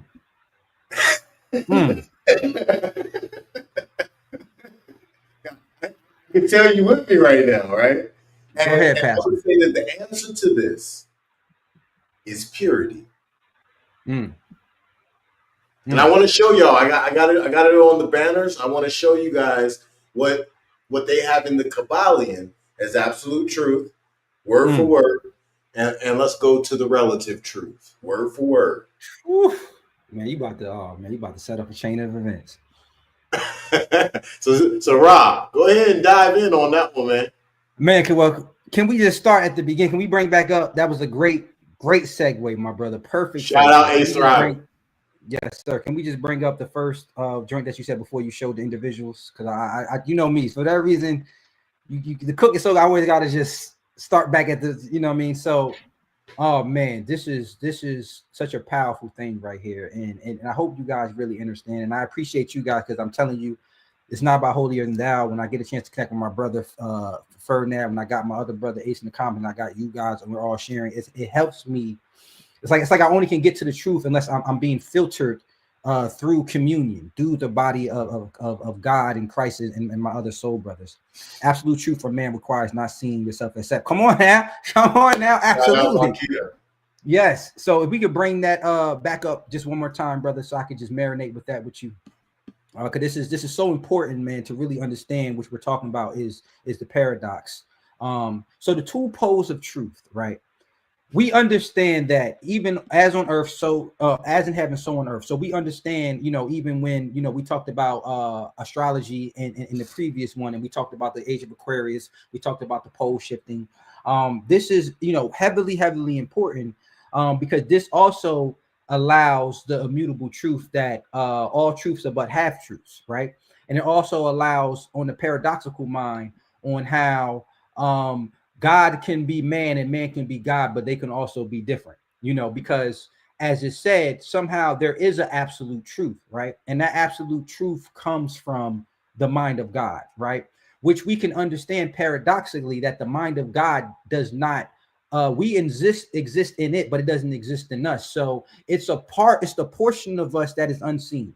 This is the portion of us that has confused the Christians, because when Christ in his polarized, concentrated form, in order to have the experience of the human experience, told you that, I am lower than Father, but me and the Father are one. This was the grand paradox. He was trying to dox the location of his sender, and he was letting you know that it's beyond this world. But if you was to see me, you also saw the one who sent me. So this is when the absolute and the absolute truth, and you can bring up the many definitions so I can have that up and cook on it, just how you had that there. While you talking, I'm gonna go get it. Right. So we have and not the definition, just the joint you brought up was good enough. The purple slide that you brought up was good enough. Yeah. So when we're talking about the absolute, yes, paradoxically, there is an absolute truth that is unchanging, that is undying, that is immutable, that cannot be changed, that cannot be fixed. Paradoxically, this represents the aspect of man that is unknowable. Paradoxically, there's a relative truth. This is the parts of man that we do know that is knowable. And we know that when we're dealing with man, we're never dealing with absolute truth, right? We're dealing with a level of imperfection within the truth. So then he must be half and half. This is why he's half divinity, because to be God is to be the truth, but to be the man is to be the lie. And the lie just means not that it's not so-called real, but it's a falser image of the thing that is made in the likeness of, which is quite unfathomable and unknowable.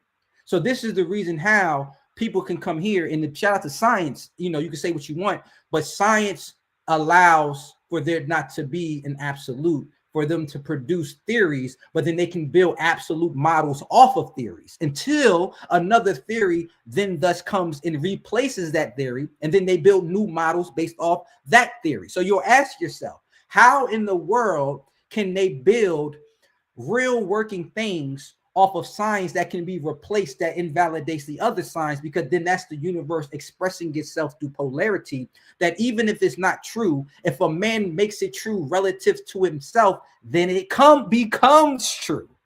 You know what I mean? So this is when the paradox is so important.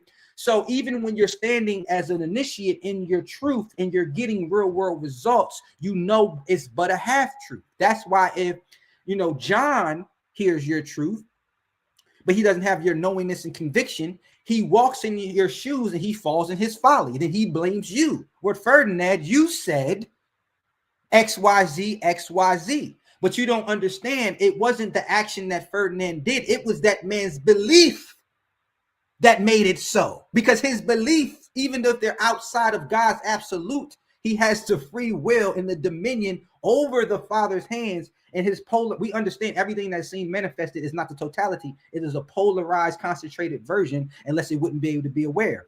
We understand everything that we're unaware of is less concentrated, but somehow we are one in the same, not somehow, you understand polarity, it breaks it down. We might be as human experience on a polar opposite so much that we're omitting our divinity, but it doesn't make the absolute truth then our relative that is not true, ironically or paradoxically.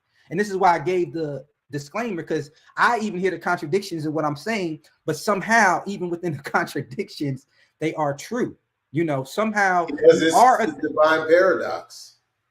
It's the grind, it's the and then we know what is a paradox. It's multiple definitions, but one definition was something strange that shouldn't be. I'm paraphrasing, but yet it is. And then when we dove down into it, we understood that para means beyond whatever is. Dox means private location. So that means it's the unseen world beyond this world. That so in paradoxically, if you're in the unseen world, in mind of world, then the reality world becomes a paradox. So they keep ping-ponging off of each other. But this is what Ferdinand said earlier. You have to understand the duality, then you have to understand the non-duality of man. When you accept the non-duality of man, you remove yourself from relative or absolute truth, and you become, as I always say, Ferdinand, the bringer of truth, you become the bringer of balance, needing to be neither here nor there. And I'm not trying to tell you what God is, because I believe anytime I try to put a label on God, you best be sure that's not God. But for what we're all agreeing to, remember, we all made a contract before the show started. And we're all, obviously, we're here, we're on some sort of same frequency of vibration, which means the pattern is unfolding on likely. So we're in this algorithm. So in this algorithmic state, I'll argue that to be beyond the paradox, you need to have a neutralized mind that does not mind shamelessly being here or there or teeter-tot on the both ends. And go ahead, my brother. Hey, so you know, when we're talking about truth, right? When we're talking about absolute truth, if I could name one thing that could be considered absolute truth, I would say it would be the golden ratio. Okay, so let's just throw a scenario out there. Let's play around with this, right? So can man give absolute truth? Can man walk his absolute truth? Can he be absolute truth? That's a question for everybody. Everybody out there, throw something in the comments concerning that question, right? But let's talk about it for a second. If man is consistently consuming things that are embodying the golden ratio, because man is built of the golden ratio himself, if he is entering buildings and being in spaces where the golden ratio is all around him, everywhere, right? So you're ingesting it, so your inner is being replenished with the golden ratio, and you're already made of the golden ratio, and you're seeing and hearing and sensing the golden ratio and all things around you. Well, what's your output? It says in physics that energy in equals energy out. This is kind of important. This is a law that we see manifest, and I haven't seen anything that it hasn't manifested. And I have to agree, man. I'm sorry. Go ahead. But no, you got it. Okay, no, man. That you always bring it once again. Man, this is why, once again, our tandem is so beautiful, because you have to have, we bring a level of balance. I have a level of abstract thinking, you have a level of practicality, and we both learn from each other, you know what I'm saying, with these polarity meets. So dang, what was you just saying? I segment off. You were sparking some. What was the last thing you said? I was talking about the golden ratio. Thank you. That's all you need to say. So that is an absolute truth, right? The relative truth. Remember, anything that we're experiencing in relative truth, it means that we're experiencing it in the 3D, which means that we're experiencing it in a false world. You know what I mean? Which means that we have the ability to layer the illusion of constriction to such a degree that it gives the idea that the golden ratio is not in play and that death is occurring or stagnation is occurring. So this is, he gave you an absolute truth. I'm using the polarity because he allowed, by him saying that, it made my mind think opposite. And now I'm showing you the relative truth. So there's an absolute truth of a perfect unfoldment of life if just surrendered to without condition or consequence or worry, which I'm describing as Jesus Christ, which is Jesus Christ is the fulfillment of Yahweh, because Jesus Christ means Yahweh is salvation. Yahweh was the question, who am I am that. Jesus Christ was the fulfillment, you know what I mean, of the question, who am I? I believe they said the primordial sound was I am.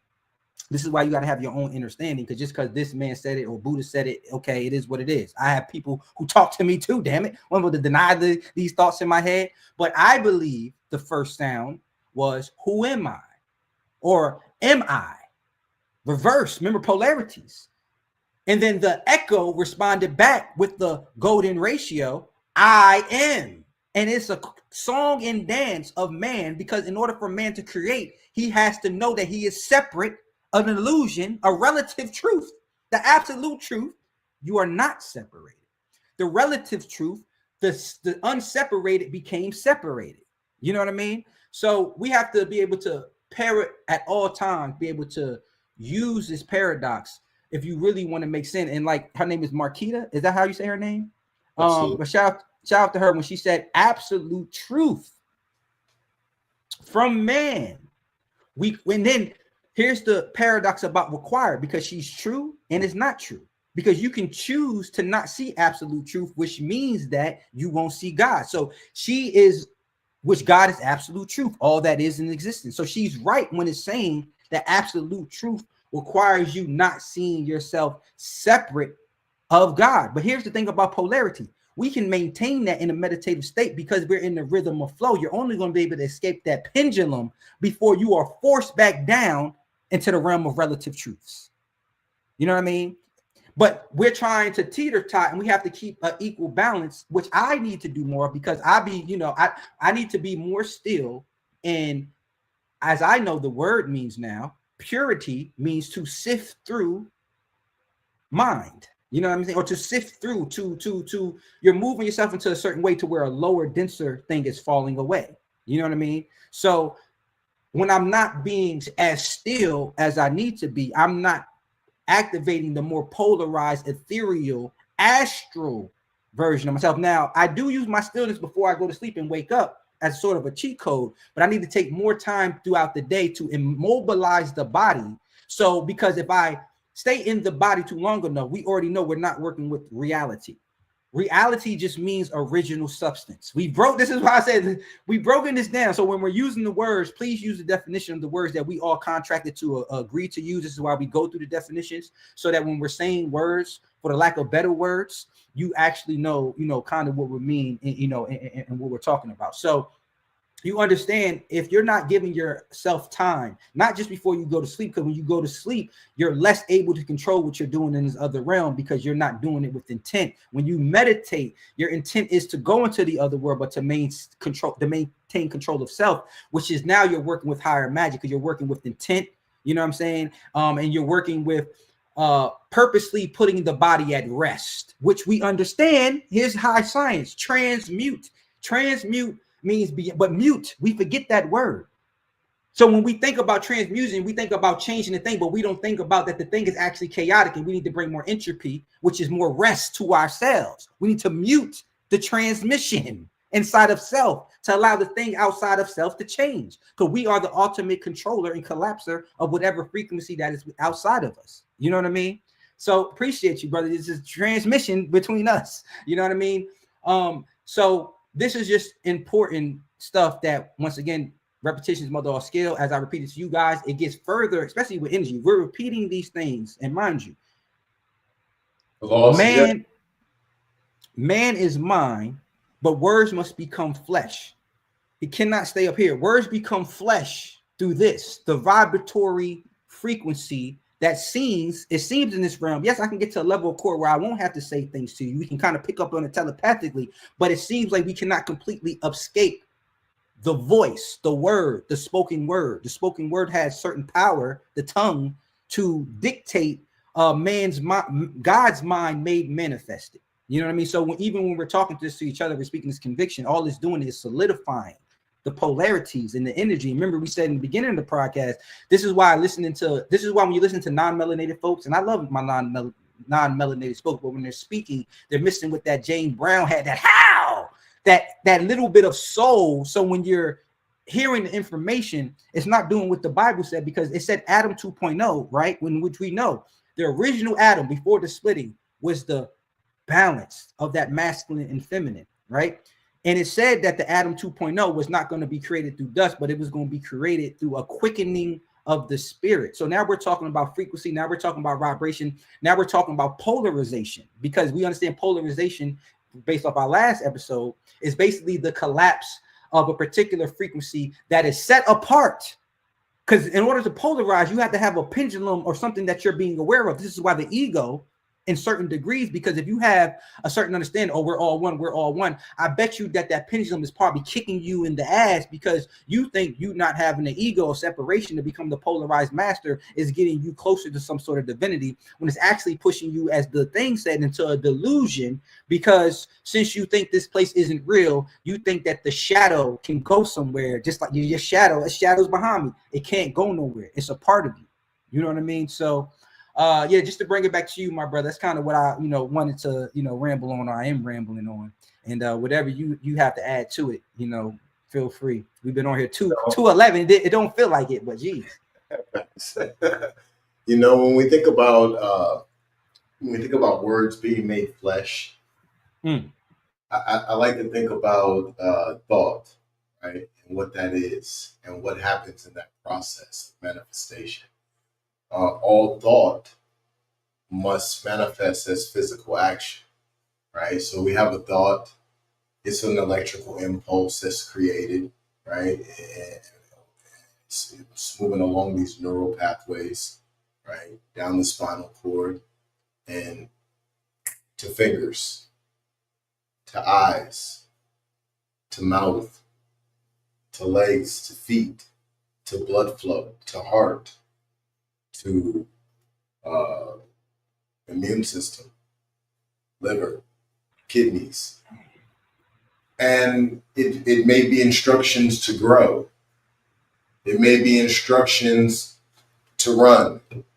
It may be instructions to read. It may be instructions to love. It may be instructions to be sad, to cry, right? And these are words made flesh, right? This is suggestion made flesh. And these suggestions can come from within, or they can come from without, right? This is the divine paradox within that realm and dimension of what we're talking about right now, right? We can go so deep on this. Yeah, you just opened up another rabbit hole. But when we touch the law of suggestion, it's very important to have an understanding of how that law manifests on a physical level, because it manifests on a physical level. What we experience in repetition, we become, right? So this is words being made flesh, right? So understand that what you do each day, what you listen to, what you watch, these are words coming in. They're suggestion coming in. Don't just think of words as words on a page, words on a contract, words on the television, or on your meme on Instagram, TikTok, or whatever platform that you're on. No, get past that and go to the higher levels of it. Understand it from a deeper perspective. Whenever we're talking about words, we're talking about suggestion. And I'm not saying this necessarily to Ra. I'm telling everybody out there who's listening, this can take you to a whole nother level of understanding in your life by taking suggestion and saying, well, let me see how this is really working. I got 168 hours every single week, 24 hours in a day, 7 days a week. All right, so what am I doing with my time? Let me do a real audit. As I'm doing this audit, let me really pay attention to every single thing that I do throughout this process every day. Let me pay attention to when I do these things every day. Because it's not just these suggestions coming in, it's also when they're coming in. Because we also got to look at circadian rhythm in this process. It goes so deep on how the perception is shaped based on when something comes in, based on what comes in, based on the frequency of it coming in, based on the intensity of it coming in, right? We can go with this because suggestion is how the being is created. What we have in conditions, successes, what we have in family connection, what we have in friends, what we have in wealth, what we have in health, all of it is directly related to these words that become flesh. Man, I think you just gave us what our next, and you said it a few times, and I always forget, but now you got me in the spirit of remembrance, episode on auto suggestion. I think it's Yes. only right from what we're talking about, word be made flesh, and really, because he's right. And words are so important that you can't even really understand something. Like for soon as you see something that your brain doesn't have words for, you say, well, what's that? What's going, like, you know what I mean? Before you can even, you have to be able to compute, and your brain usually send images, and then the images turns into words, and then you're able to process, oh, that's this, that's that. So when we're saying that, when we're doing, I'm saying, once again, I feel comfortable enough to talk about this being extreme because we understand paradoxes are extreme. So when we're trying to tell you that literally the thing that precedes man is the word, not being facetious at this point, we have to take from what we understand how man is created, which is through his words and through these both inclined and outlined auto suggestions.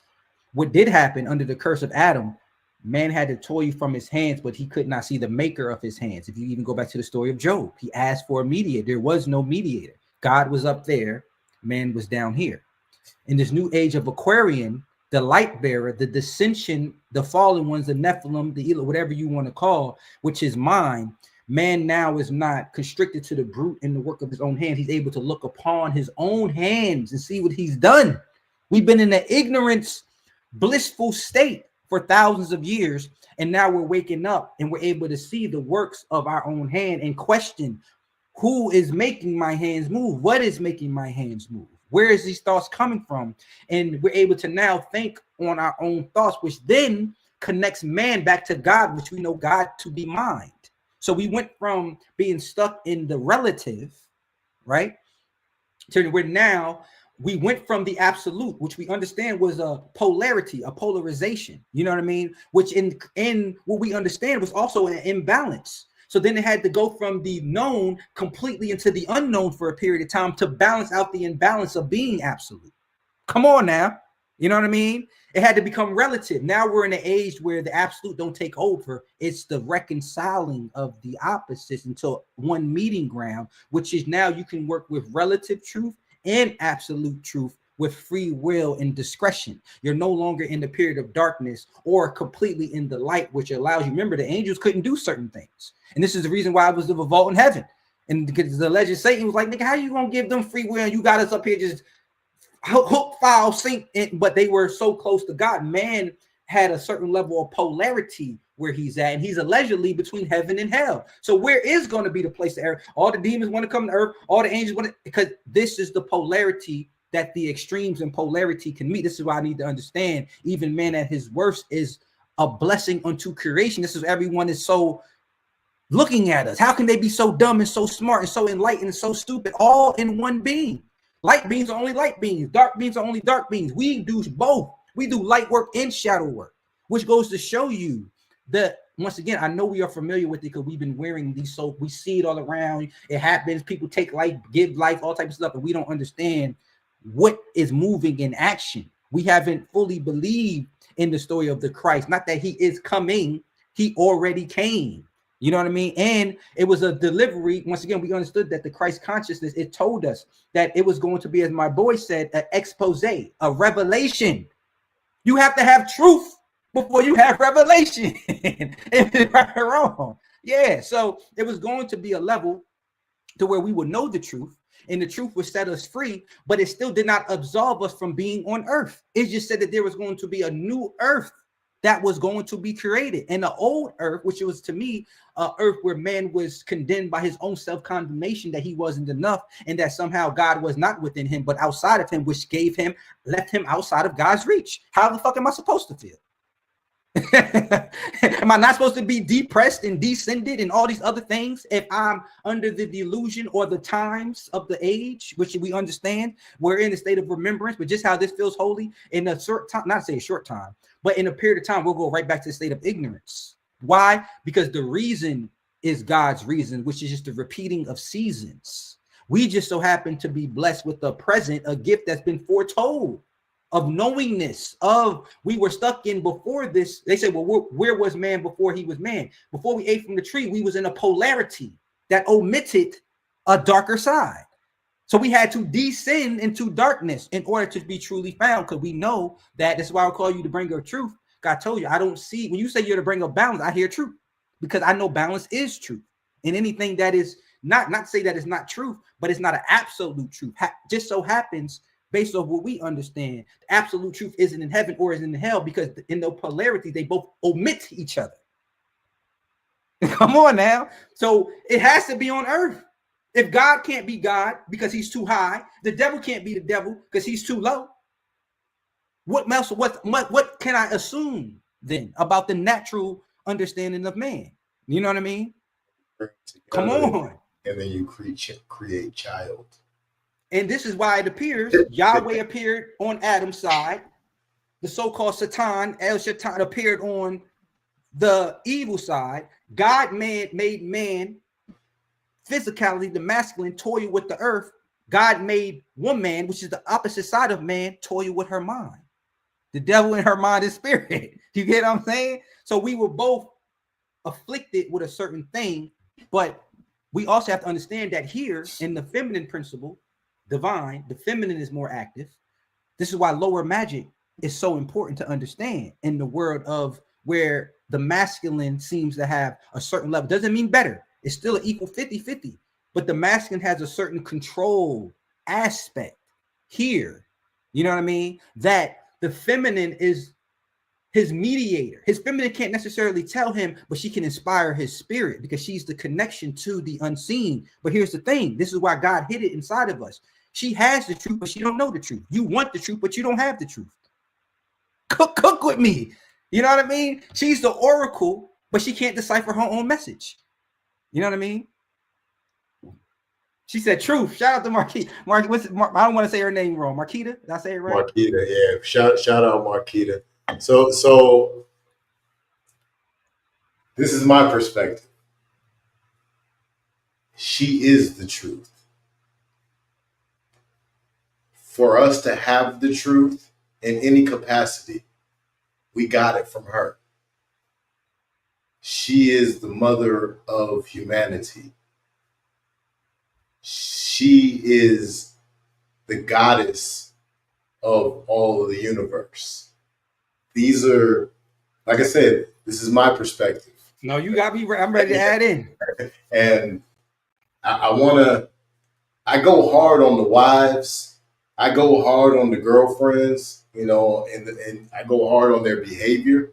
But I try to be very clear of understanding who the actual spiritual leader of the homes are, who the actual spiritual leader of nations are, right? And whenever we're talking about that, we're talking about the women, right? We're talking about that feminine energy, that energy that births things, that births nations, that births children, right? We're talking about that.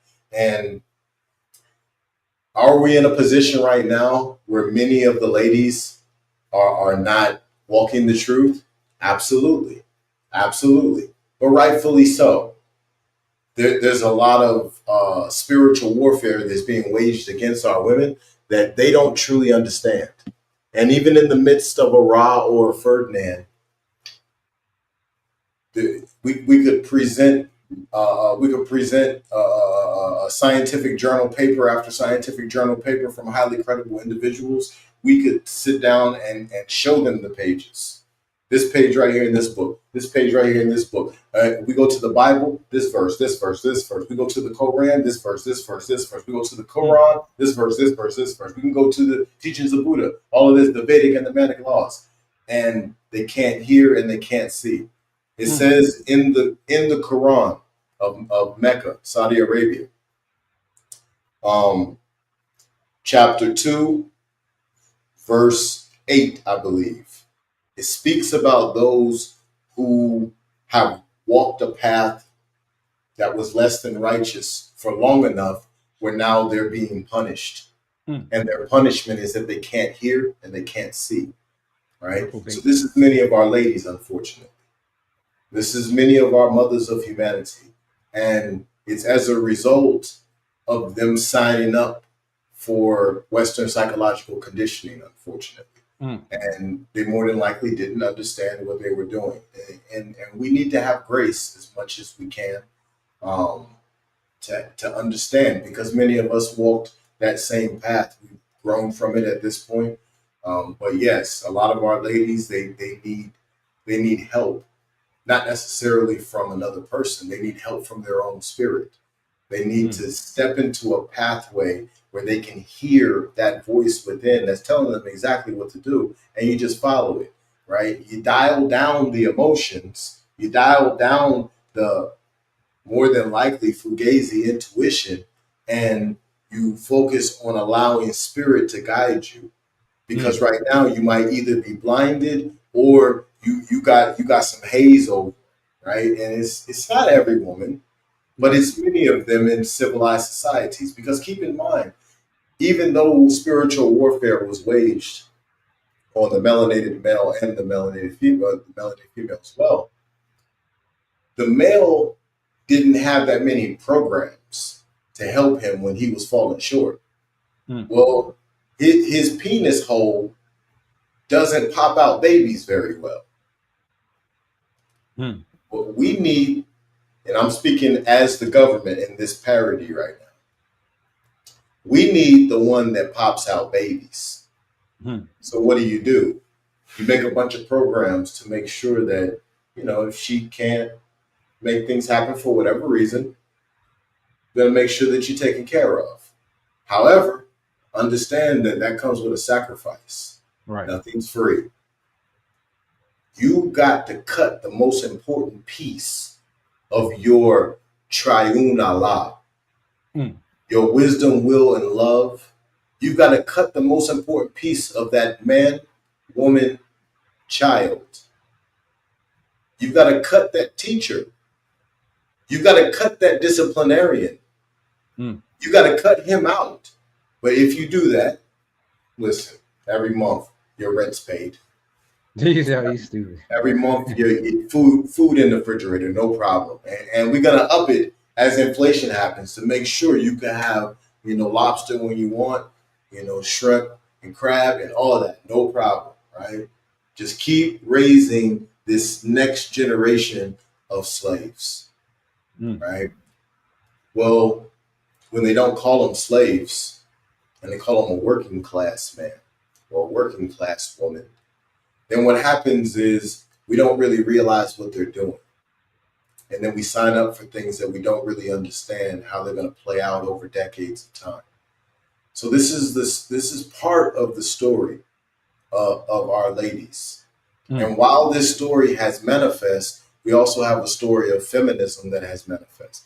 Keep in mind that for the European female, this is the first time in her entire existence that she's had freedom.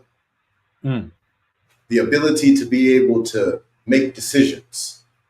For all of her entire existence as a collective, the European female has never seen that before.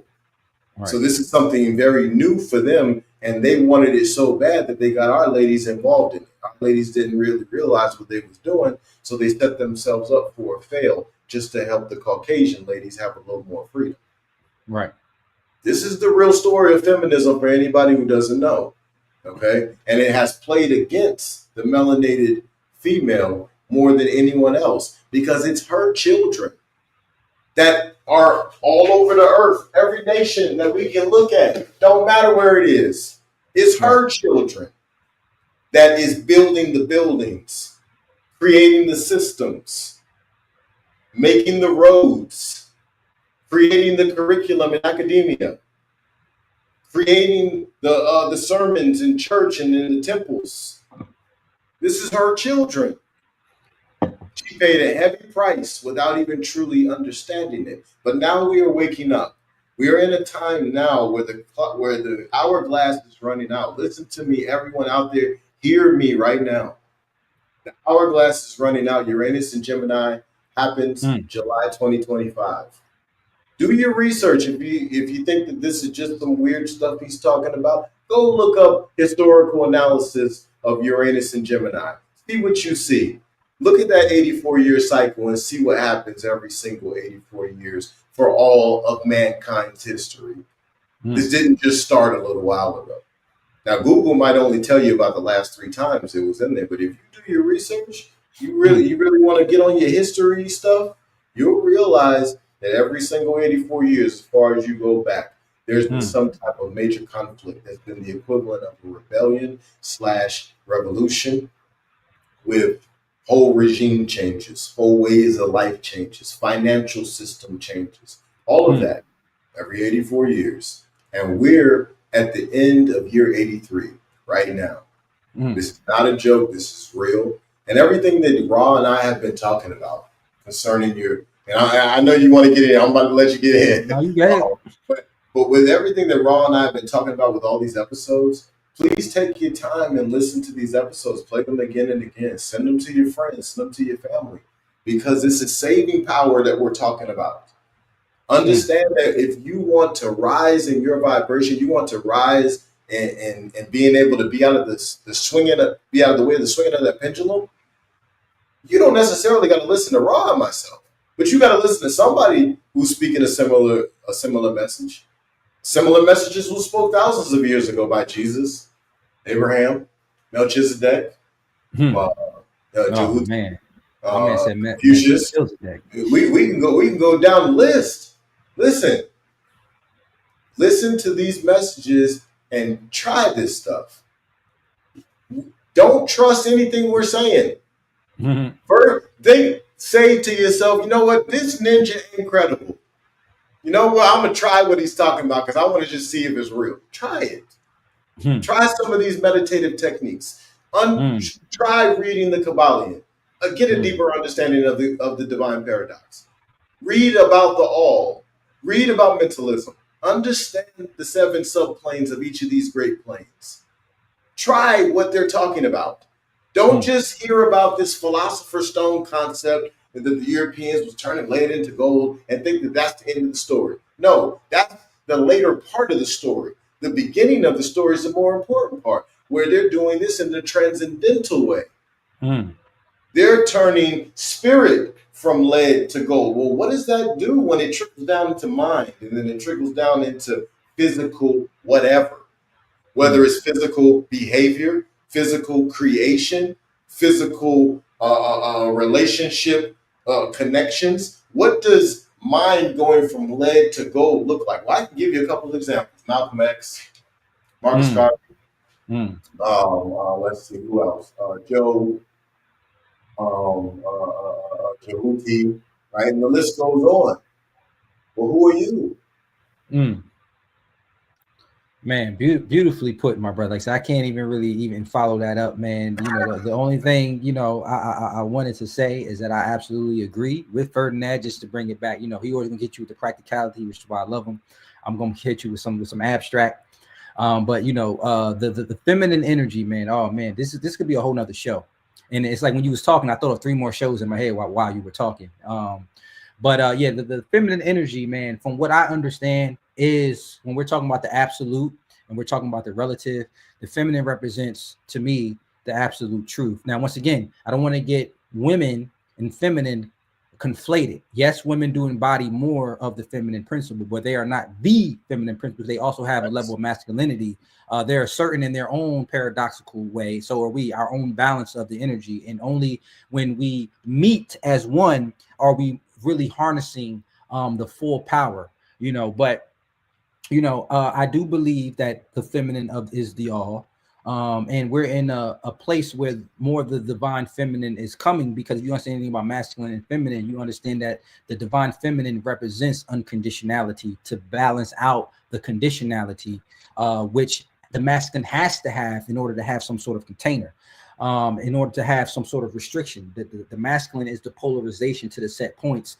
The all is the feminine is every point within the purity, which is sifting through the points. This represents the absolute feminine energy.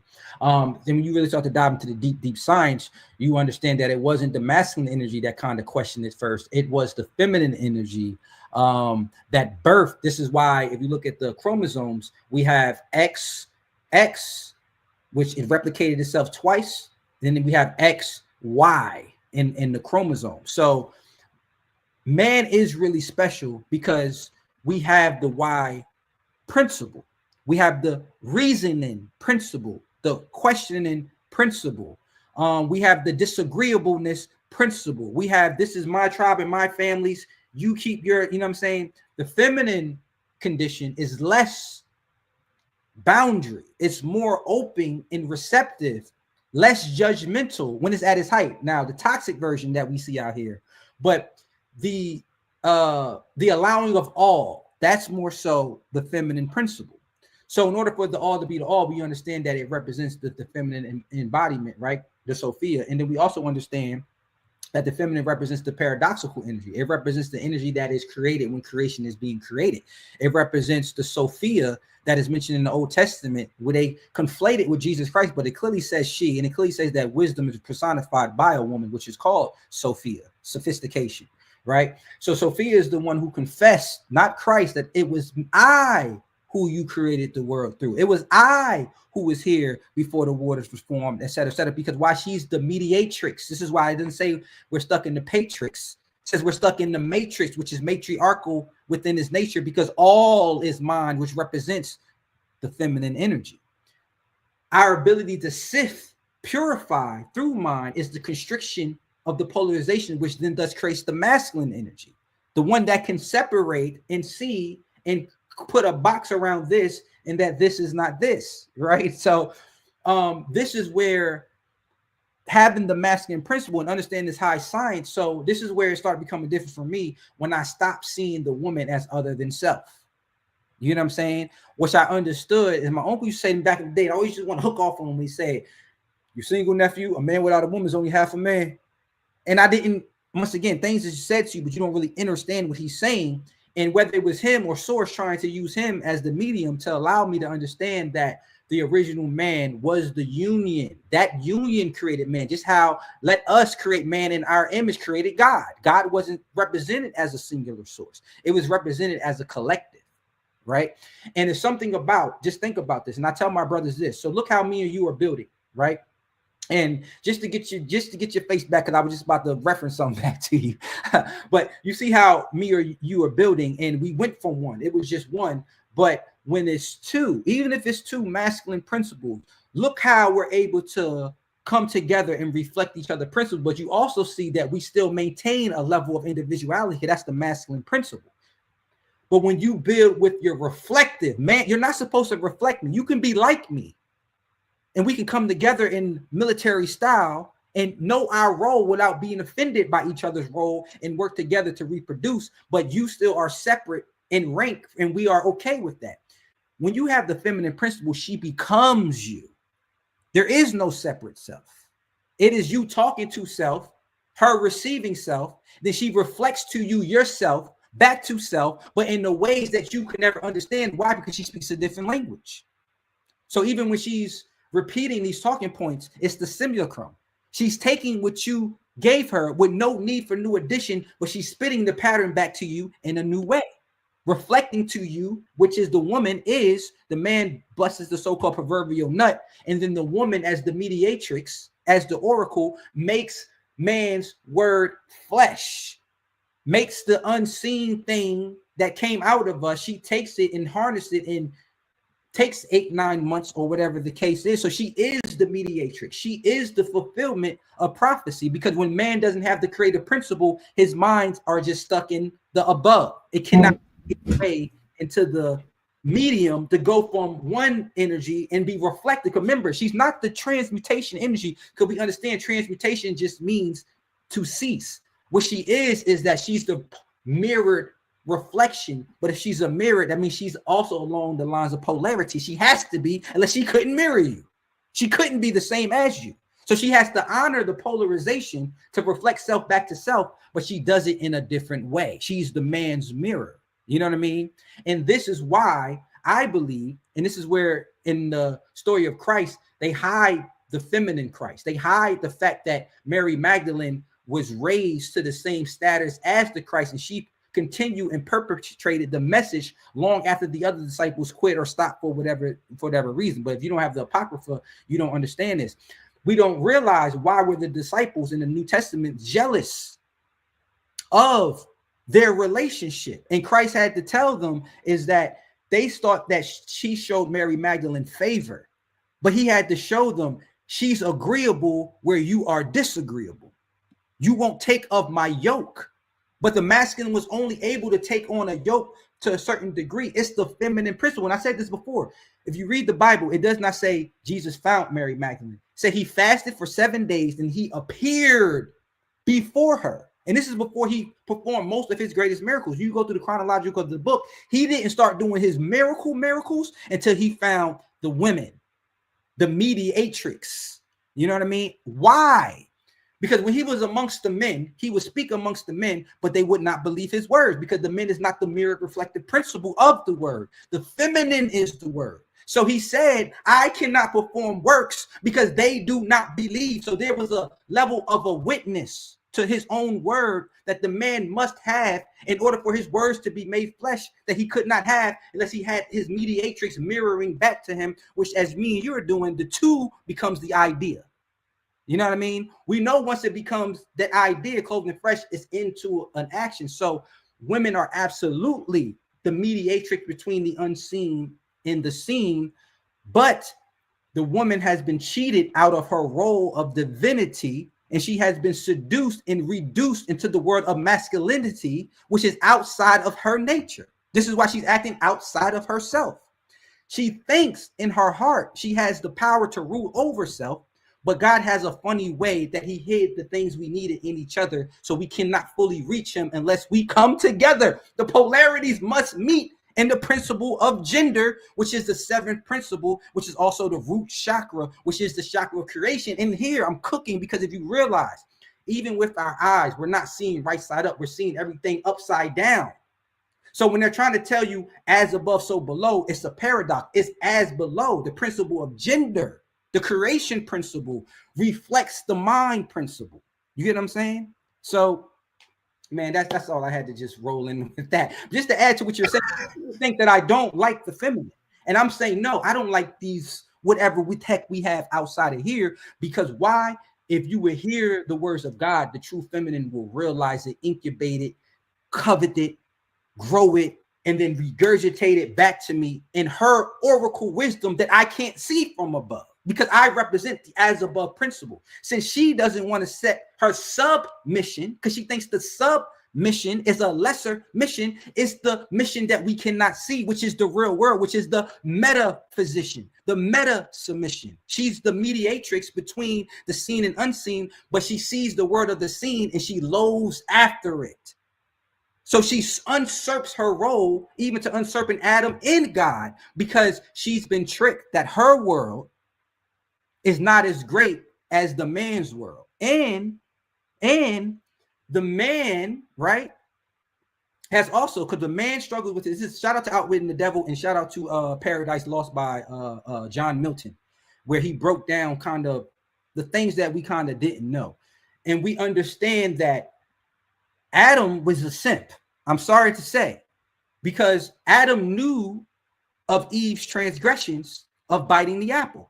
Right. And shout out to John Milton's work because he broke it down, even though it might have been poetic. Right. But this is what happened.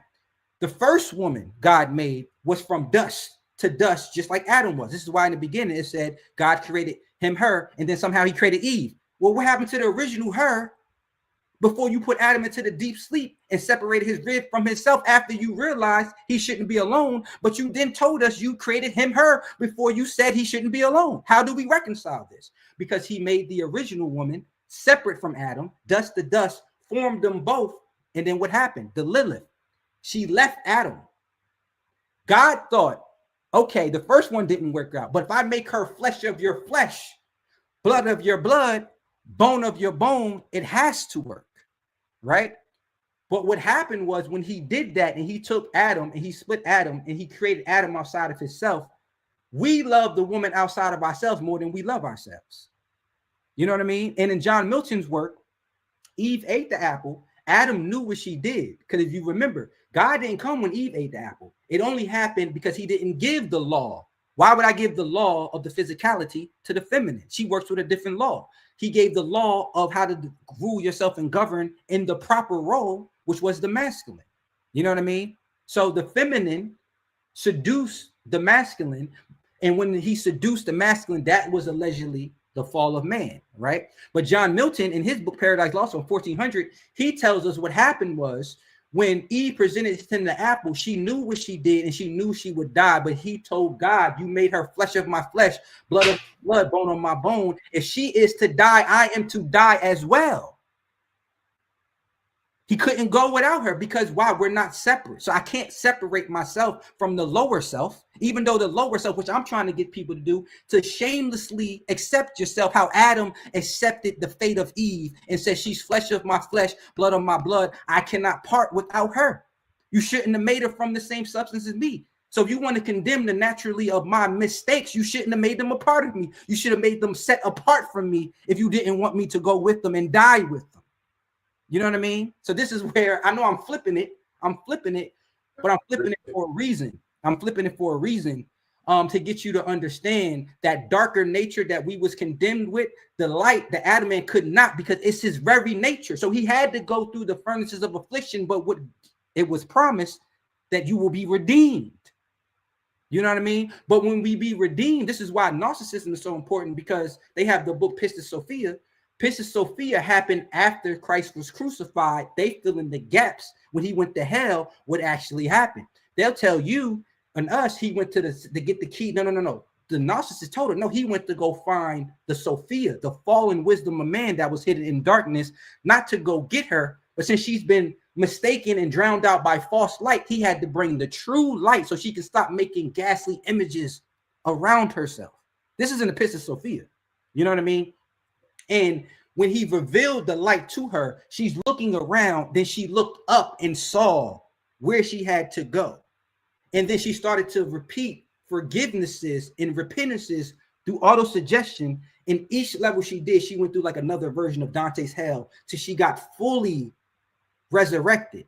You know what I mean? So I say all that to say this, at the same time, the double entendre, I believe that the masculine energy, the reason why they call masculine energy the light and the dark, because for some level, we do have a responsibility over the woman, but we have a responsibility to get to such a level of maturity so we can understand the true understanding of all understandings, that the man and woman is not separate, but whole. And how can the man, because once again, this is why self-improvement is dominated by men. Unfortunately, the women are preoccupied with a different reality of vanity. You know what I mean? Man is preoccupied with his ego. So self-improvement, and you don't really hear people saying, oh, I need to get a she-tour. Self-improvement is the world of men. Compare, contrast, competition. But we don't know that we're competing to get ourselves to a level of even knowing that you know that you are a half of a whole. Because guess what? If you can't be that light to that darkness, I remember Jill Scott said, if you can't control me, you can't control me. That is the law of the land. Adam didn't know what to do. He's never been in darkness. He's only been in light. He was being, befuddled. We understand as light men, this is why our responsibility as men on this plane is so important, because she's not going to save herself. You know what I mean? And the answers that we want, this is why you remember you had Mr. Anderson as a masculine, and then you had the Oracle as the feminine. They call her the Oracle, but she couldn't prophesize unless you get what I'm saying? So it's a mutual. So I appreciate everything you just gave, because you just kind of gave like a mastery lesson for real. But what I want to show some appreciation to what you were talking about a few minutes ago concerning masculinity and concerning yours and my role with each other, and I want to show you how in tune you are with our ancient ancestors. Right. So let me put this up on the screen. So for everybody out there, this is the original history of ancient America, founded upon the ruins of antiquity. The identity of the Aborigines with the people of Tyrus and Israel, and the introduction of Christianity by the Apostle St. Thomas, by George Jones, and then his credentials thereafter. Now, what I want to do is I want to read pages 4, a portion of page 4, and a portion of page 5, because I think this will be very, very interesting for you to hear if you have not read this book before. And that's for anybody out there who's listening. So let's get on over to page 4. All right, all right, here we go. The fundamental error with all writers upon the Aborigines of America is that they have viewed them as one people. Now, before I go further, I want to be very clear. When the author speaks in this book about Mexican America, they're talking about where modern day Mexico is today, all the way down to the southern tip of South America. Okay, and then everything above Mexico is North America. Okay, based on what the author is communicating. Okay, and just for everybody, for context for everybody, this book's copyright is 1843. All right, this is like 20 years before slavery, quote unquote, comes to an end. Okay, so let's go ahead and get back into it.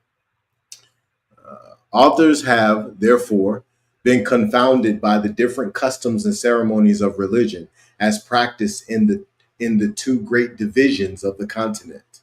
They have seen that the natives were, to a certain extent, in one part of the vast domain, idolaters, and not in the other. That the North was essentially Republican in every aspect of its political existence, while that of Mexican America was as essentially composed of kingdoms and empires and governed by despotic monarchs, and that republics were interwoven with them, that each man in the North was a warrior and an equal, acknowledging no superior but their leader in time of battle. And should he fall in action, there was not a member of the tribe in which they politically lived, but could have taken his place and filled it with similar courage and ability. In Mexican America, they were not equal, but from the emperor they descended by degrees to the serf and slave. In that country, stone and stucco temples and palaces were, and still continue to be found, erected with costly magnificence, and in which were jeweled idols, to which they bent the knee.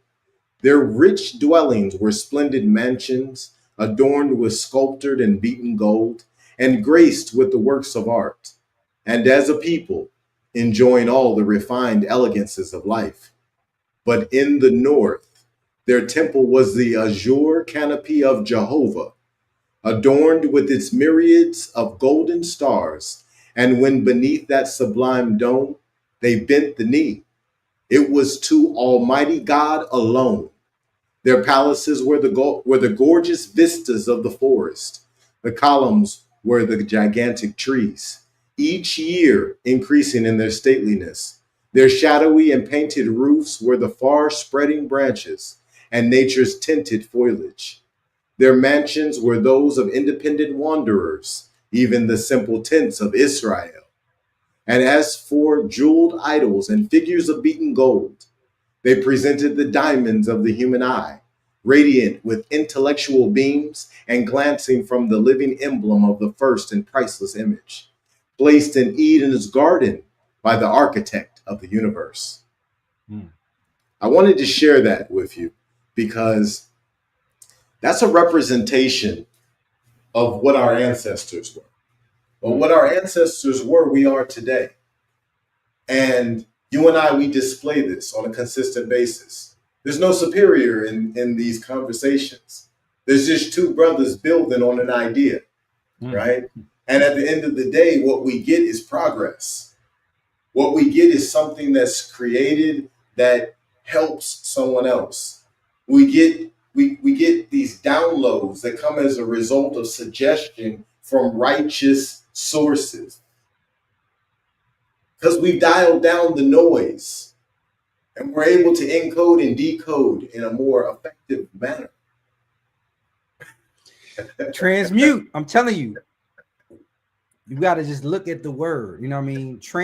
When you talk about trans, no pun intended, you're talking about like transportation or movement. But paradoxically, then you also have mute underneath it, which we understand. In order to enter the king, in order to enter into Solomon's kingdom, it requires a level of silence. You know what I mean? But we understand that these things aren't talking about necessarily speaking, but it's talking about, as Ferdinand always said, it's talking about purity. It's talking about a sound mind. These are other words that they say. You have a, I said earlier to myself, you need to have a sound mind, but a heart of fire, because it is the energy in motion. And you have to know when to quell that fire, ironically and paradoxically, because once again, even like these high emotions that we're experiencing now, I understand that I have to have a come down, right? I have to crash. I have to, and otherwise, and once again, I love having these conversations, but if I did not, I would be more in a stoic, contained state, and I'll have more energy to actually, allegedly, do other things. You know what I mean? So we know that no good deeds goes unpunished. It's because that we're always having like a dance and back and forth with our energy. So it is important to have fire, because I understand that when you want something to transport or transmute or transfer, it's the frequency, but ironically, the frequency is still going to produce a sound, but it's a sound of silence, or it's a sound of clarity, or as Ferdinand beautifully talks about, it's the sound of the extra noise. So it's not that it's not going to produce a sound, because the universe is music, but the extra competing, conflicting noise. And I hate that I'm slowing down. Let me try to shut down some of my windows. The extra competing noises become lesser, or you start to go to a different frequency where these frequencies can no longer entangle. You know what I mean? And it's within this so-called silence, or this transmutation, where you're transporting yourself to a place of rest, right? That you are then thus responding to the chaos or the entropy outside of yourself, right? And I remember, like, the Biggie movie at the end. He was like, we got to change the world. And Biggie was like, we can't change the world unless we change ourselves. It's corny and cliche, as we've heard these sayings. Facts. The Kabbalion is showing you. In fact, now and shout out to me and Ferdinand, not to shout out ourselves, but only to say that we're not leaving it as confusing. We're going through it backwards, forward. We're reading the reverse behind, so you guys can get the nuggets, and us too, because we're just in that age where the absolute truth is going to become, ironically, have a better relative relationship to more people, not because you earned it, ironically, because of the stars that they talked about, that not to get lost in, right? That we cannot get lost in, but when we're lost here, we look up. This is why Ferdinand, once again, the master of practicality, is I give you the abstract, then he comes right in and reminds you, paradoxically, that there's still a level of balance, and the balance can be found in the stars. You know what I mean? Because it's a contradictory dance that you have to do. This is why they brought the Two Brothaz An Idea together. Because once again, I can't take credit for this. I understand how it goes, because we have the perfect balance, yin and yang. If you really look at it, we're saying the same thing, but we yin and yang. But we are showing you how even the woman can be your polarity, but doesn't mean she's not your complementary. Just because they're opposing, you know what I mean, doesn't mean that they have to be conflicted. You know what I mean? Because it's something about, they say opposites attracts like magnets, but it's like, how can opposites attract? Because you don't know about the paradox. This is why, and I feel like even when Ferdinand says purity, it's not just one dynamic or static thing. This is purity. Getting into the books, because once again, when you're constricting and polarizing your mind to these words, that means the other noise are being stampled and stifled out, which automatically puts you, we know pure means sifted, in a sifted state, where the lower vibe, we're not calling them lower, they just seem to happen to go down. So then that calls it lower within itself. You know what I mean? These vibes tend to sift and to separate when you polarize yourself to certain information. You know what I mean? And as Ferdinand said, if you keep doing it over and over, we are creatures of habit. This is why you have to be careful what you habitually do. You'll start to drown out that noise more and more and more. Then a new resonance is coming in internally, and then you're watching your outside world, since the outside world is the Maya, the illusion. You watch, and this is how it works. You change, right? Whether it's through the spirit of polarization, because we understand polarization is identifying the pendulum and purposely using your emotions to set yourself apart, or you're going through neutralization. Neutralization may not even mean that you're going somewhere, but you're no longer vibrating at the thing that you're aware of. It doesn't matter whether you decide to polarize or neutralize. You are creating a new algorithmic or sound, or you're reducing the level of noise. Then the universe becomes immutable, and you'll start. This is what happens. It uses people, places, and things. It'll be certain people, certain YouTube, certain things that out of nowhere that start to just mold itself because you think that these things is happening. But Ferdinand said, this is why I call him the bringer of truth, because he don't even realize that he be saying truth I have to actually retroactively go back to. You know what I mean? But as Ferdinand, dang, what did Ferdinand say after I said that? I done lost my point while trying to give you props. See how that works? But anyway, what is happening is that your reality is responding to your either neutralized or polarized reality. It is then using the people, persons, and places and things in your life to reflect it. It starts off slow. It might start with a random YouTube video came out of nowhere. It might have found with an old friend text you something to a link. It might, but these are God being made. Oh, this is what you said. Thank you. I was going further. These are signs and symbols, and God tells you to study the signs, but He tells you that signs is reactive to the change. They don't confirm the change. They express the change. So you decided to neutralize or you decided to polarize, because we understand we can do both. Just to be clear, when you polarize, you're consciously choosing to set yourself in a different condition other than what you are. When you not polarize, but you neutralize, you don't necessarily have any place in mind to go. You just choose not to react to the word of your senses, which is just as equal, because they both create a different sequence and they both create noise. But we know when you polarize, you're more susceptible to claiming something other than self. This is why polarization and neutralization should be ones that you dance in between, because it is good to polarize. So you can say, hey, I'm not part of that shit. But at times you don't need to judge it at all. And don't say it is me or not. It just is, to bring that truth, AKA balance. You know, because I got to say this again. If you're too busy skipping the pendulum, not through neutralization, but through polarization, you are then cutting, you are becoming, ironically and paradoxically as it sounds, you are becoming unbalanced, because you are polarizing yourself to such a degree, right, that it nullifies that the other parts of it is you. So I'm not saying to put yourself in states of uncomfort, but if you can go into states of uncomfort but not let these states define you, then you become a different type of polarized master. Because why do we have to do this? We read in the last episode. Yes, we understand certain level of planes, as my brother is talking about, but it tells you there are effects and planes of causality. No matter how good you are, you cannot identify, which meaning that you can't escape the pendulum through polarization. You can only escape the pendulum through neutralization, which I am Job, willing to go through the sacrifice, as you said earlier, the pain, the etc.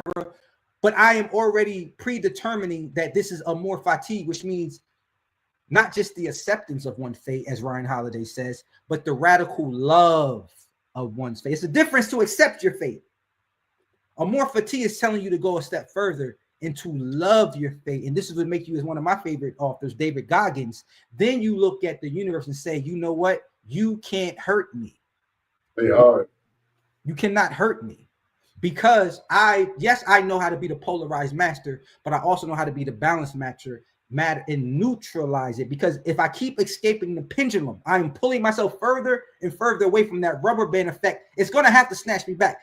That's how when I get off this call, I'm in Ferdinand too. We're going to have to reset and recycle. Why? We're using polarization so we could be a transmutation for the information. I ain't trying to rhyme, but my boy say, when you rhyme, you telling the truth. You always say that. When you rhyme, you telling the truth. You know, if I don't stop us now, we'll hit 4 hours. So I first of all, I want to thank you, Ra. Like the level of wisdom that you bring to this virtual space is very special, man. It's very special. So thank you for all your time. Thank you for all your energy, all your wisdom, all your knowledge that you're giving. Hopefully everybody out there is taking it in, soaking it in, taking notes, going and verifying the things that he's talking about, doing the studies on your own. But I really want to thank you, man. And if you got any closing remarks, man, go ahead and give it to the people. Nah, man. Once again, man, what they say, Allah is the plan of all planners, or the master of all planners. You know what I mean? And that's where you understand your Trinity. That the thing I'm a part of is greater than me, but doesn't mean it's separate from me. As Christ was trying to tell, greater is He. Greater is the thing that's inside of me, that's in the world. So I'm understanding that even though I am all this mind works even when my mind is not on it, because my mind is concentrated into polarization to playing the character Ra. So, all praise be to the all that is all, because I couldn't have purposely constructed, this situation and a partner that we do polarize and stuff to where we don't conflict. We actually complement. And I appreciate it because you're so practical with your information. It allows me further freedom to embrace my polarity, which I am more by nature abstract, and I don't have to have more noise by me trying to stay in balance within my practicality, because I could go abstract, and I know you're gonna come right behind, and then we you don't realize, I'm telling you, brother, you're being a conduit, because your level on how you say stuff is, the more practical you get, the more abstract through polarization is making me. So this is why both of us being authentic at the same time is producing this so-called transmission. So much as you think divine paradox manifest. we can't escape it. Only realize and expose it, as my brother says. So we're gonna need to stop, because we're gonna keep on going. Listen, everybody, really appreciate everybody who is viewing, everyone who has given some comments, shared the video. Really appreciate it. Listen, we're giving saving power to the people. This is high science, but it's also practical. Now, understand that when we think about vibrational frequency, what many people are now discovering is that authenticity is the highest vibration that they could achieve. Well, how do you do that? By knowing thyself, by trusting thyself, for having courage for thyself, and continuing down the path of consistently raising those magnitude levels of knowing thyself. There's more to unfold within that 1,000-petal lotus flower. There's much more to unfold, right? So expose your gift.